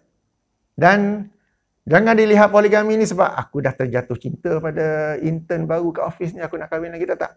You fikir di akhirat kelak benda ni akan membantu you ke syurga ataupun ke neraka. Fikir dari aspek tu. Jangan fikir dah jatuh cinta ni, hati sudah berbunga-bunga ni, dah tak boleh dah, nak kena kahwin juga ni, nak kena cepat juga ni. Jangan fikir dari sudut tu, padah kemudiannya. Okay, fikir sama ada diri kamu mampu ataupun tidak. Boleh ataupun tidak. Ya, jika macam 50-50 tak okey apa, tinggalkan poligami, tetapi cukuplah dengan monogami sahaja.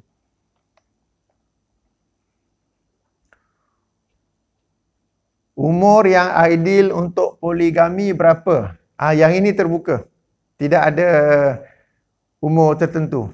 Baik kepada suami, baik kepada isteri. Setengah suami ada saya jumpa umur 23, 24. Isteri dah 23. Ada suami yang saya tengok jumpa umur dah 60 lebih. Ada juga yang berpoligami. Tak apa, silakan. Umur 60 lebih baru menikah. Silakan. Jadi tidak ada umur yang ideal ke apa ke. Ya, silakan pada umur yang masing-masing rasa sesuai.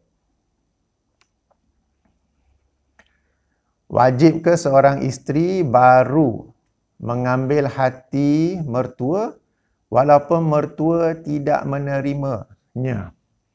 Wajib tu tidak, tapi dianjurkan boleh. Atas dasar kita ni dianjurkan untuk menghubungkan silaturahim dan juga berkomunikasi secara baik. Silaturahim dari sudut definisi ialah menghubungkan orang-orang yang ada ikatan kekeluargaan. Sebab perkataan rahim tu maknanya berasal daripada ibu yang sama. Okey, akan tetapi ada juga berpandangan lebih luas, bukan sekadar yang ada hubungan keluarga dari sudut biologi, tapi yang lebih luas lagi. Jadi di sini adanya anjuran daripada Islam untuk kita menghubungkan silaturahim, dan jika ada usaha di situ, bagus. Akan tapi jika dah cuba tak boleh, ataupun macam kalau cuba tu macam jadi mudarat ke, lagi terbalik ke apa ke, tidak mengapa di situ. Sebab dalam hati Allah mengetahui bahawa kita mahu berbaik-baik pada mertua, tetapi traffic jam di situ. Okey, traffic jam. Tapi cuba usaha. Jangan baru setahun, 2 tahun dah give up. Okey, mungkin mertua tu sedang menilai ke, sedang tengok macam mana respon ke. Okey, sedang cuba. Okey, jadi teruskan usaha di situ. Nak kata wajib tidak, ianya dianjurkan.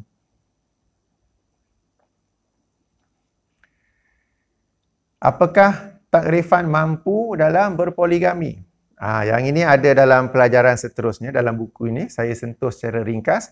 Mampu dari sudut sebagai suami, baik monogami ataupun poligami, iaitu mampu menyediakan nafkah yang asas mengikut kemampuan suami, seperti tempat tinggal, seperti makan minum, seperti pakaian, perubatan apabila sakit.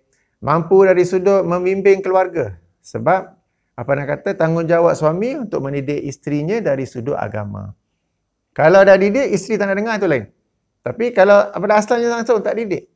Okey, jadi kemampuan dari sudut tu. Kemudian kita kata bila masuk poligami, kemampuan untuk bersikap adil di antara isteri-isteri. Jadi ada kemampuan yang memang basic sebelum nak perkahwinan pertama, sebelum monogami lagi, perlu ada kemampuan itu. Dan kemudiannya, kemampuan tambahan bagi poligami ialah bersikap adil di antara isteri-isteri.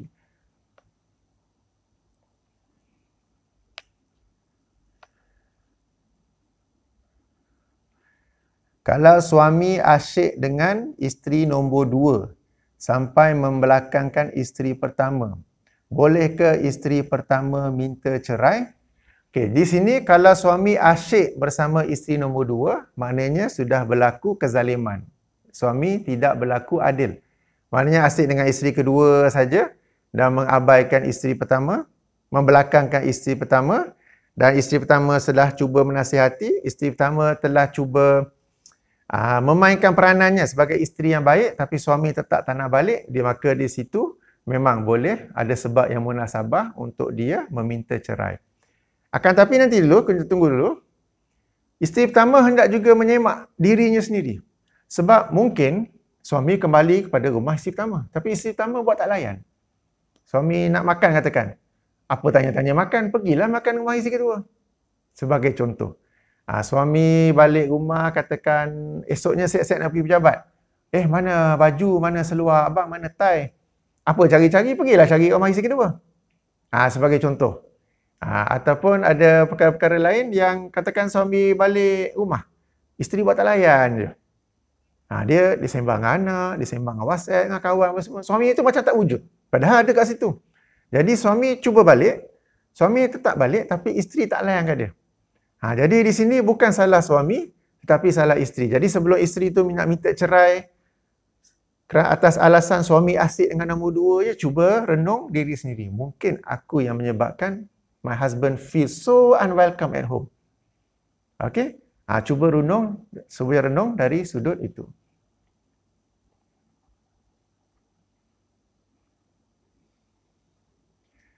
Ada suami yang menceraikan isteri kedua hanya kerana dipaksa oleh isteri pertama. Apa tindakan isteri kedua?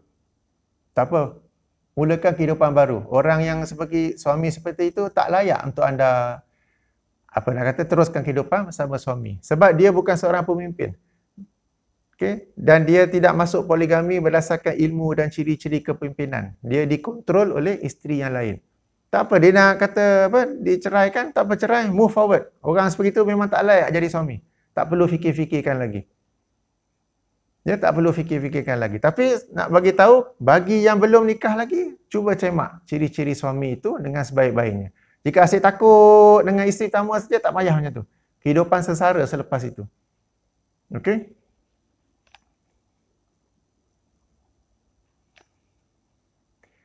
Apa pandangan Kapten tentang orang yang berpoligami, kemudian menceraikan isteri pertama, seperti kes yang banyak terjadi? Nak kena tanya dulu, kenapa dia ceraikan isteri pertama? Okey, mungkin macam yang saya katakan tadi, isteri pertama tidak mahu melayan dia, isteri pertama buat dia, isteri pertama asyik kata apa-apa ni, pergilah kau isteri kedua. Apa-apa urusan tanya ke, dah kahwin lagi, pergilah, apa sibuk-sibuk dengan aku. Atau mungkin juga kes lain, isteri pertama bersifat demikian sebab merasa dirinya dikhianati apabila suami nikah senyap-senyap. Apabila suami nikah senyap-senyap. Maka dalam kes ni, kalau dah jadi macam tu, minta maaf saja kepada isteri yang anda telah bersalah nikah senyap-senyap, dan hajat anda sebenar dalam pernikahan baru itu, berpoligami, ialah meneruskan kehidupan yang baik, yang sakinah, mawadah, rahmah bersama kedua-dua isteri. Memang tak senang, ya, tapi kita kata cuba pelihara sebab kena faham niat asal, perancangan asal ialah untuk berpoligami. Maka kena manage kedua-duanya. Ya, jangan tak boleh manage, siapa suruh masuk poligami awal-awal tu? Kan? You are the captain of your ship. Nampak turbulent ada depan, nampak ombak bergelora. Nak masuk tu, kenalah tahu skillnya kan. Jangan main masuk je, lepas tu apa nak buat.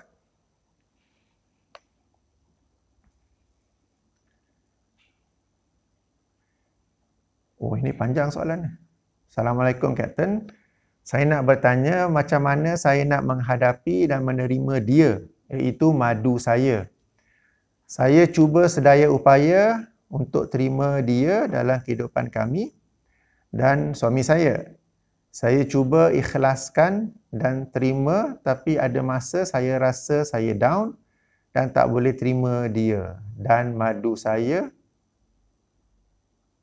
lebih berumur dari saya dan suami dia lebih berpengalaman dalam hidup dia berbanding saya. Sedangkan suami saya dengan saya berbaik dengan madu saya. Adakah saya berdosa jika tidak mengerti kehendak suami itu dan macam mana saya nak elakkan rasa kecewa dan down dengan poligami yang saya hadapi sekarang ini? Sehingga rasa nak undurkan diri dalam perkahwinan kami. Nak minta tolong ya. Bila tanya soalan, elakkan guna perkataan singkat. Saya ni generasi lama. Slow bila baca perkataan singkat-singkat ni. Ini generasi muda ya. Okey, jadi bila baca tu bimbang salah faham ke apa ke. Jadi kurangkan guna perkataan singkat. Nak tanya sungguh-sungguh. Saya pun jawab sungguh-sungguh. Kalau saya jawab singkat-singkat kan tak faham juga kan. Okey, tak apa. Sekadar yang saya faham di sini, dia suka untuk menerima kehidupan poligami, dia suka menerima kenyataan suami dia telah menikah lagi. Betul ke kalau saya rumuskan daripada soalan tu? Dan kadang-kala rasa down dan hingga rasa nak undur diri. Pertama sekali, apabila rasa berat untuk menerima diri telah dimadukan, merasa sedih, merasa down, sukar nak terima, itu sesuatu yang normal. Sesuatu yang normal bagi isteri. Kalau ada isteri, macam saya kata tadi, kalau ada isteri dengan suami dia nak kahwin lagi apa, terus buat kenduri kesyukuran. Itu something wrong somewhere. Okay? Memang ada rasa down. Bila rasa down ni, pertama sekali, mohon kekuatan daripada Allah. If you still love your husband, okey, mohon kekuatan daripada Allah agar dapat teruskan hidup bersamanya dalam suasana poligami. Nombor dua, kita cuba renung. Dalam kehidupan kita ni, kita nak apa sebenarnya? Kita nak suami ke kita nak syurga Allah? Kita nak suami ke nak syurga Allah? Ke nak dua-dua sekali? Ya? Apa nak kata, saya yakin nak syurga Allah. Betul kan? Okay, saya nak bawa satu hadis di sini. Bukan hadis kalau poligami dapat payung emas di syurga, tak. Itu bukan hadis. Itu orang kita kata-kata saja. Saya nak bawa satu hadis. Okeylah, dua hadis. Saya yakin semua pernah mendengarnya. Hadis riwayat Bukhari dan Muslim di mana Rasulullah SAW bersabda, maksudnya seorang pelacur itu diampunkan kerana apabila dia sedang berjalan, dia menemui seekor anjing yang kehausan di tepi perigi. Lalu dia berkata, kalau aku tidak bagi air kepada dia, nescaya anjing itu akan mati. Lalu dia membuka kasutnya, dia buka selendangnya, okey, dia ikat kasut tu, satu cara supaya dia boleh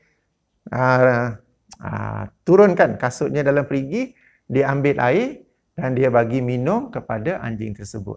Maka atas dasar itu, Rasulullah bersabda, Allah mengampunkan dosa-dosanya. Banyak dosa tau, dosa pelacur itu. Hadis yang kedua, hampir sama juga. Bahawa seorang lelaki berjalan. Dalam suasana dahaga, dia jumpa perigi. Maka dia panjat turun perigi itu. Dan dia minum air. Bila dia panjat naik, dia nampak seekor anjing di tepi perigi itu. Dalam suasana sangat dahaga sampai hadis tersebut, anjing itu menjilat-jilat. Anjing bila dahaga, dia dah terkeluar. Dia menjilat-jilat pasir. Sebegitu sekali. Lalu dia turun semula, dia buka kasut. Dia cedok air kasut tu, kemudian dia gigit kasut tu, tangan tu dia guna panjat keluar balik perigi, lalu dia memberi minum kepada anjing yang dahaga tersebut. Lalu Rasulullah bersabda, Allah bersyukur kepadanya, Allah berterima kasih kepadanya dan mengampunkan dosa-dosanya. Para sahabat bertanya, ya Rasulullah, kalau kami berbuat baik pada haiwan, dapat pahala macam ni ke? Rasulullah jawab, ya, sebab kamu mengasihi sesama makhluk Allah.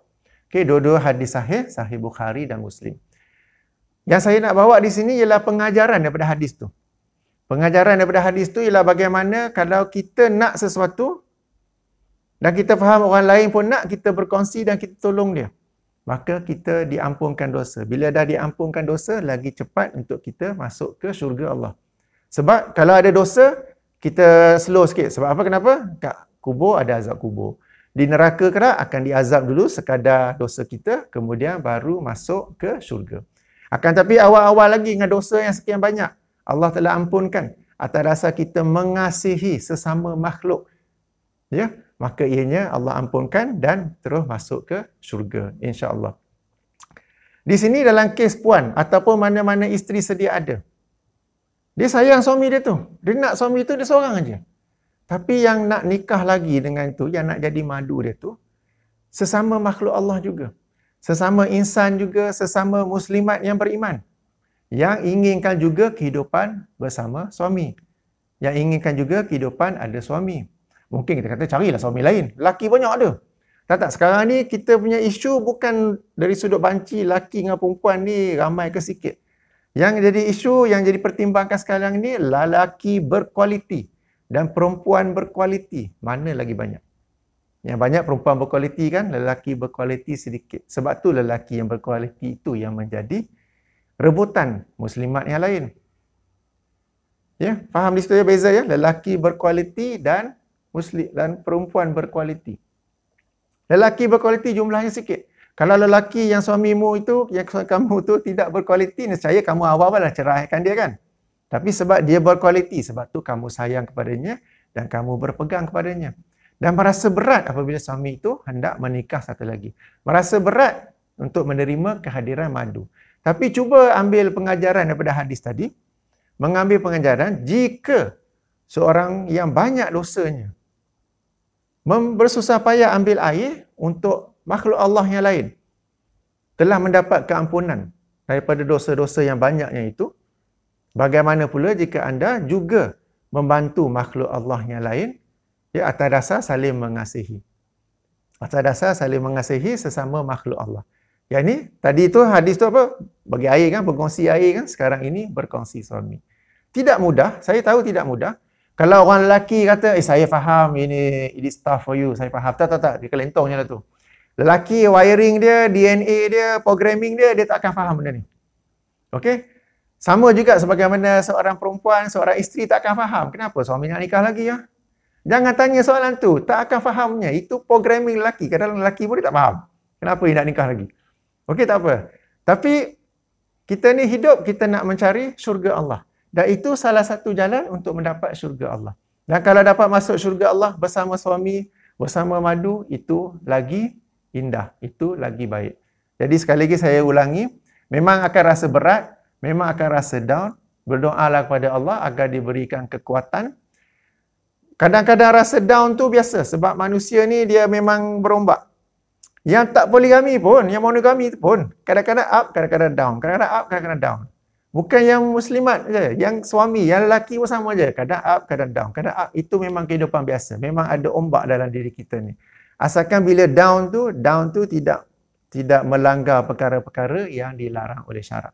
Bila rasa down tu jangan sampai tak semayang. Jika rasa down tu jangan duk maki hamun dengan perkataan buruk pada orang lain atau pada madu ke apa ke. Jadi bila dalam poligami ini susah nak terima memang betul, tapi cuba fikirkan hadis tadi tu. Moga-moga jika dengan keringanan menerima madu itu, Allah SWT moga-moga mengampunkan dosa dan memudahkan jalan ke syurga. Sekali-sekala rasa down, tak apa, itu normal. Orang yang monogami pun sekali-sekala rasa down. Dan saya rasa nak undurkan diri dalam perkahwinan, if you love your husband, if you sayang your husband, your family, dan your husband dalam rangka berpoligami itu bersikap adil, tetap balik ikut giliran, tetap memberi nafkah, tetap menyayangi diri anda dan juga anak-anak, seboleh-bolehnya jangan undurkan diri. Bila suami bersama isteri lain, anggap je suami pergi kerja outstation ada meeting. Okey, kemudiannya untuk bantu perkara ni, cuba sibukkan diri dengan sesuatu yang lain. Sebab bila suami bergilir dengan isteri, memang kita akan mula fikir-fikir, tu dia tengah syok lah tu. Dengan aku ni dia boring je. Itu isteri muda memang best lah tu. Dengan aku ni dia mesti dah bosan dah tu. Bila kita dah fikir-fikir benda tu, kemudian syaitan pula masuk, cucuk tu, cucuk ni, cucuk tu. Memang susah. Jadi cuba sibukkan diri dengan beribadah. Sibukkan diri dengan majlis-majlis ilmu. Sibukkan diri dengan mungkin bisnes kecilan ke apa ke. Ya, jangan duk fikir tentang yang sana tu. Kita fikir je indah. Entah-entah tak pun. Sebab anda kena fikir, anda sebagai isteri pertama, katakan sudah 10 tahun hidup bersama suami, anda tahu apa yang suami suka, apa yang suami tak suka. You know, but the new wife doesn't know. Sampai-sampai nak buat TO pun tak tahu. You buat TO, you tahu, you rendam uncang teh tu 1 minit, 2,5 saat. Suami minum sedap TO tu. Yang sana buat TO tak sedap-sedap. Padahal rendam uncang saja. Ini sebagai perumpamaan sajalah. Sebab baru kahwin. Dia kalau kita nak kata lumba lari 100 meter kan, you dah 50 meter ke depan. Sebab you tahu apa yang suka tak suka oleh suami. Yang isteri baru tu baru nikahnya. Baru nak belajar tentang cara menjadi isteri. Baru nak tahu apa suka, apa tak suka oleh suami. Ya, jadi jangan rasa down, you have the advantage over there. Okay, teruskan kehidupan.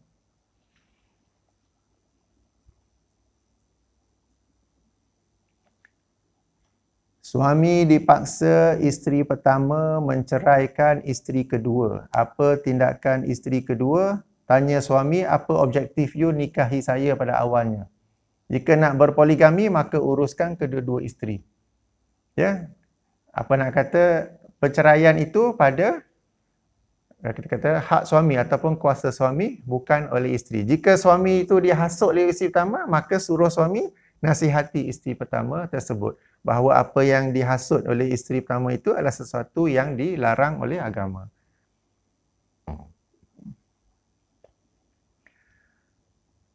Perlu ke redha isteri untuk berpoligami? Redha ni maksudnya menerima dengan hati yang tenang. Mana-mana isteri yang normal, yang sehat, sukar untuk menerima poligami dengan hati yang tenang. Yang kita mahu ialah isteri itu dapat sabar menerima poligami. Sabar berarti menahan diri daripada melakukan perkara-perkara yang dilarang oleh syarak. Jika isteri tersebut dapat mencapai tahap redha, itu makam yang lebih tinggi, alhamdulillah. Tapi jangan menjadikan ianya satu syarat. Yang syaratnya ialah isteri itu bersedia untuk sabar menerima poligami. Apa nasihat Kapten tentang lelaki yang nak nikah tapi senyap-senyap. Nasihat saya hanya pencuri yang senyap-senyap. Hanya orang yang buat salah saja yang senyap-senyap. Anda hendak buat sesuatu yang dihalalkan oleh agama, sesuatu yang dimuliakan daripada syariat Islam, maka tidak perlu senyap-senyap. Bukan pula suruh apa nak kata huha semua media sosial ke apa ke, sampai dikata jago kampung ke apa ke. Maknanya lakukan poligami itu, pernikahan itu sebagaimana pernikahan pertama. Maknanya ada majlis walimah uruf, ada majlis perkahwinannya itu melalui pendaftaran, melalui pejabat agama, melalui SOP, sebab you are doing something right. Jadi nasihat saya, jangan buat secara senyap-senyap. Okay? Keduanya, kepada bakal isteri kedua pun, jangan terima jika bakal suami kata kita nak nikah senyap-senyap, jom. Jangan terima. Sebab banyak isteri yang asalnya nikah senyap-senyap, sampai akhirnya hidup dia senyap-senyap. Maknanya tersembunyi di satu kondo mana apa entah. Dalam Facebook suami, dalam media sosial suami, ada dia dengan family pertama saja. You macam tak wujud. Sampai akhirnya you jadi macam perempuan simpanan. Jangan terima itu. Sebelum nikah memang semua sweet talk. Kita nikah saja senyap-senyap. Lepas ni kita nikah saja di sempadan. Lepas ni saya akan daftar, abang akan daftar. Don't worry. I am a man who keep to my words. Banyaklah yang begitu. Sebab sebelum kahwin tu cinta sedang berbunga-bunga. Semua kata jadi manis, semua pun terima. Okay, tapi bila dah habis nikah itu, tengok-tengok tak daftar pun. Tengok-tengok tak ada majlis walimah pun. Tengok-tengok kadang-kadang family isteri pun sendiri tak tahu dia dah kahwin. Jadi bukan begitu kehidupan perkahwinan, baik monogami atau poligami yang kita mahukan. Ya, suami itu mesti berani nak buat kerja halal, bukannya kerja yang haram. Ya, yang buat benda-benda tersembunyi ni, yang buat benda-benda salah-salah je. You buat benda betul, benda yang mulia, buatkan ianya secara terbuka. Okey, jangan sembunyi-sembunyi. Sembunyi selalunya isteri pertama tak nak terima. Ya, okey. Tak apa, you kena bagi tahu isteri pertama. Dan isteri pertama, isteri sedia ada memang akan rasa berat. Janganlah expect isteri sedia ada buat kenduri kesyukuran. Ya, memang akan berat bagi masa untuk dia menerimanya. Yang selalu menjadi masalah ialah suami itu sendiri. Ya, okay, yang menjadi sebab masalah nikah senyap-senyap. Suami itu sendiri daripada awal tak pernah merancang nak poligami pun. Dalam perancangan dia, nanti kerja nak cuba dapat pangkat lain. Nanti duit ekstra nak cuba beli motor besar. Nanti hujung tahun ni kita pergi holiday ke apa ke. Itu perancangan dia. Tak pernah terlintas poligami pun. Tetapi di tempat kerjanya, disebabkan dia tidak menjaga ikhtilat, pergaulan bebas lelaki dengan perempuan, dia tertarik dengan seorang staf yang lain. Ataupun di tempat kerjanya ada intern yang baru masuk, kena pula bawah dia. Tutak berkenan, tutak jatuh cinta, tutak jom kahwin. Jom kahwin, tiba-tiba bagi tahu isteri saya nak kahwin. Terkejutlah, tu memang susah nak terima. Akan tetapi jika daripada awal lagi suami bagi tahu kepada isterinya, saya satu hari nanti mungkin akan berpoligami. Dan kalau saya berpoligami, saya akan bagi tahu kepada you, kepada isteri, dan saya berjanji akan buat semuanya secara baik apa semua tu. Memang berat untuk isteri terima, tapi ianya lebih mudah baginya berbanding tiba-tiba nak nikah. So isteri pun akan rasa berat, suami pun nak nikah juga sebab dah jatuh cinta. Sebab dah jatuh cinta nak nikah juga terpaksa senyap-senyap. Ya, dan bila permulaan begitu, lambat laun akan menjadi makin teruk. Jadi start daripada awal lagi. Adanya perancangan daripada awal lagi tu. Kalau boleh sebelum kahwin lagi dah cerita pada bakal isteri. Sebelum kahwin dah cerita pada bakal isteri pertama, saya satu hari nanti mungkin akan poligami. Saya tak tahu lagi. Cakap awal-awal.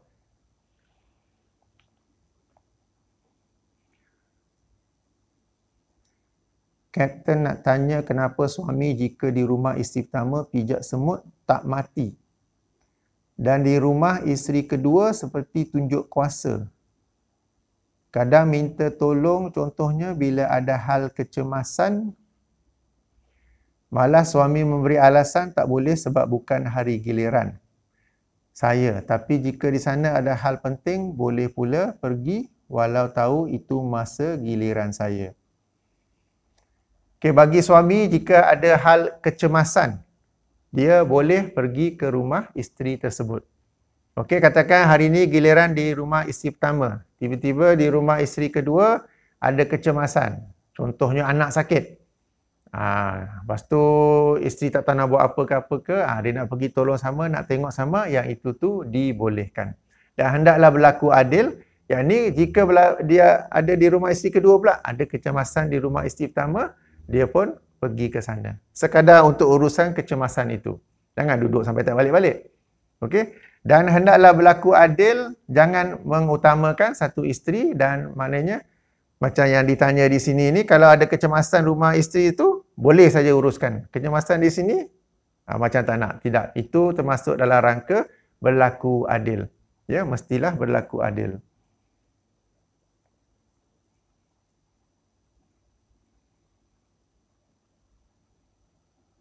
Dah 11.40 ni, dah terlajak masa.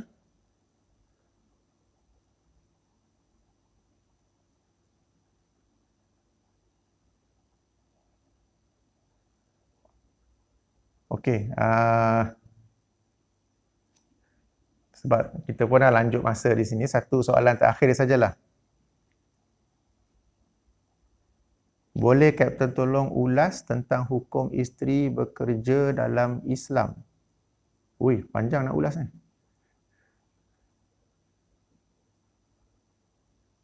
Hukum isteri bekerja dalam Islam, kalau suami tak mampu tanggung kedua-dua orang isteri, hanya dengan si suami yang bekerja, adakah itu boleh dinamakan mampu dari segi kemampuan menanggung?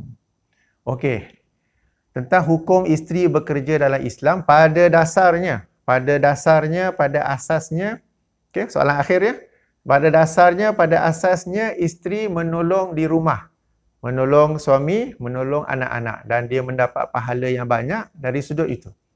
Ya. Dan inilah yang berlaku pada zaman Rasulullah sallallahu alaihi wasallam. Okey, beberapa contoh, sebagai contoh dalam hadis riwayat Bukhari dan Muslim, apabila Fatimah radhiyallahu anha, anak puteri kepada Rasulullah sendiri, merasa lenguh tangannya menguli tepung. Lalu satu hari dia mendapat khabar Rasulullah ada mendapat seorang khadim, seorang pembantu yang baru.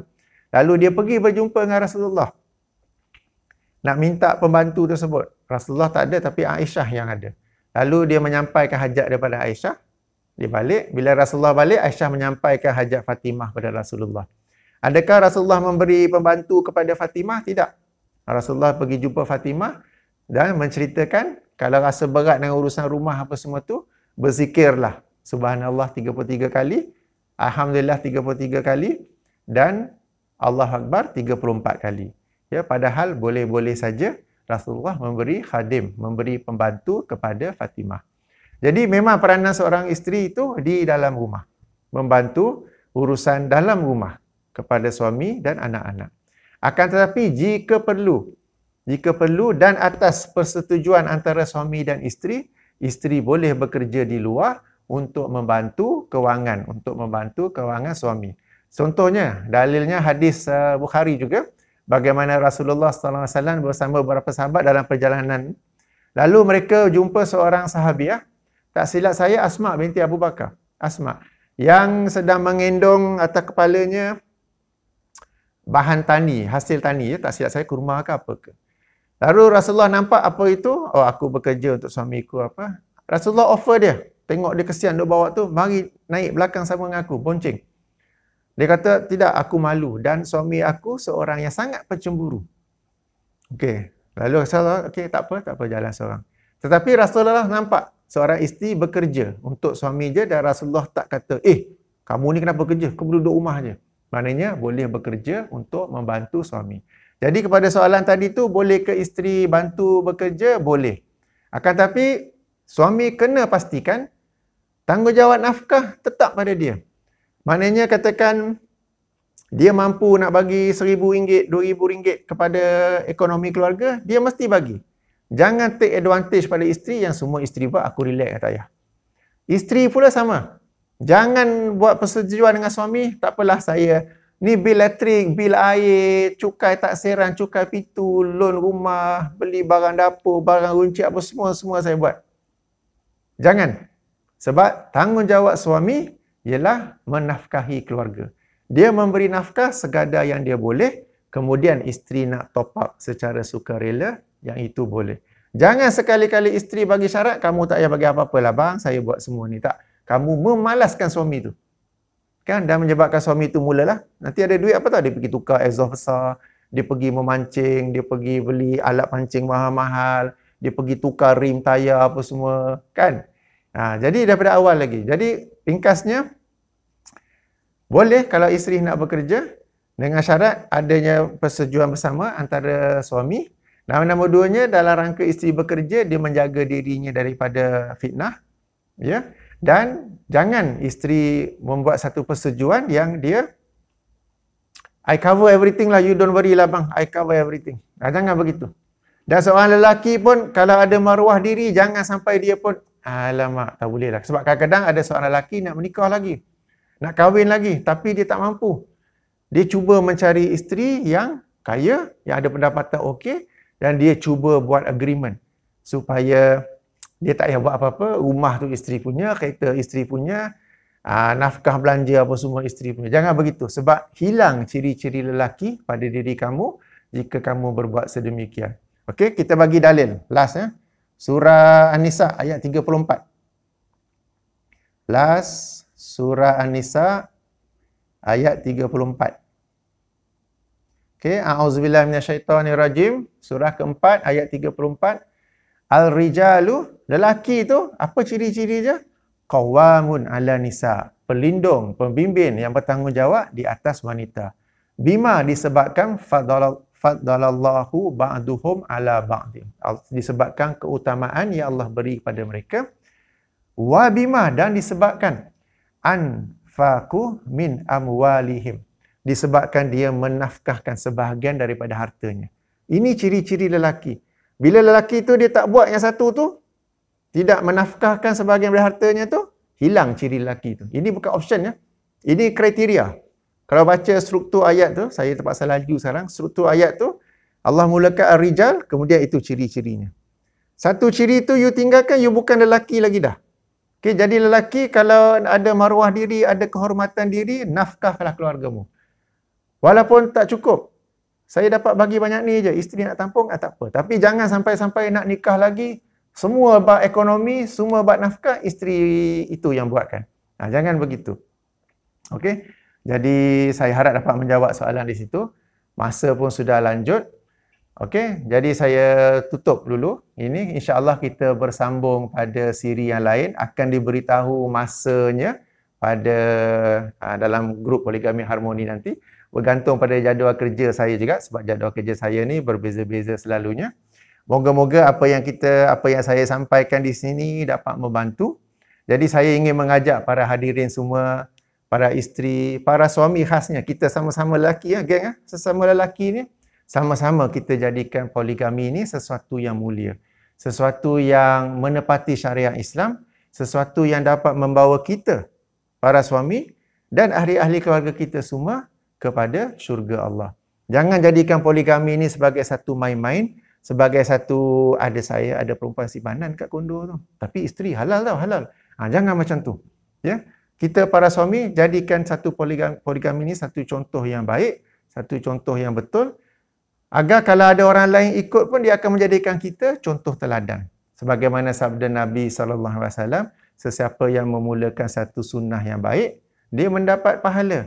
Dan pahala orang-orang yang mengikutinya tanpa dikurangi sedikit pun pahala dia itu sendiri. Maknanya you contohkan, you teladankan satu poligami yang baik, lalu orang-orang pun ikut, you dapat pahala.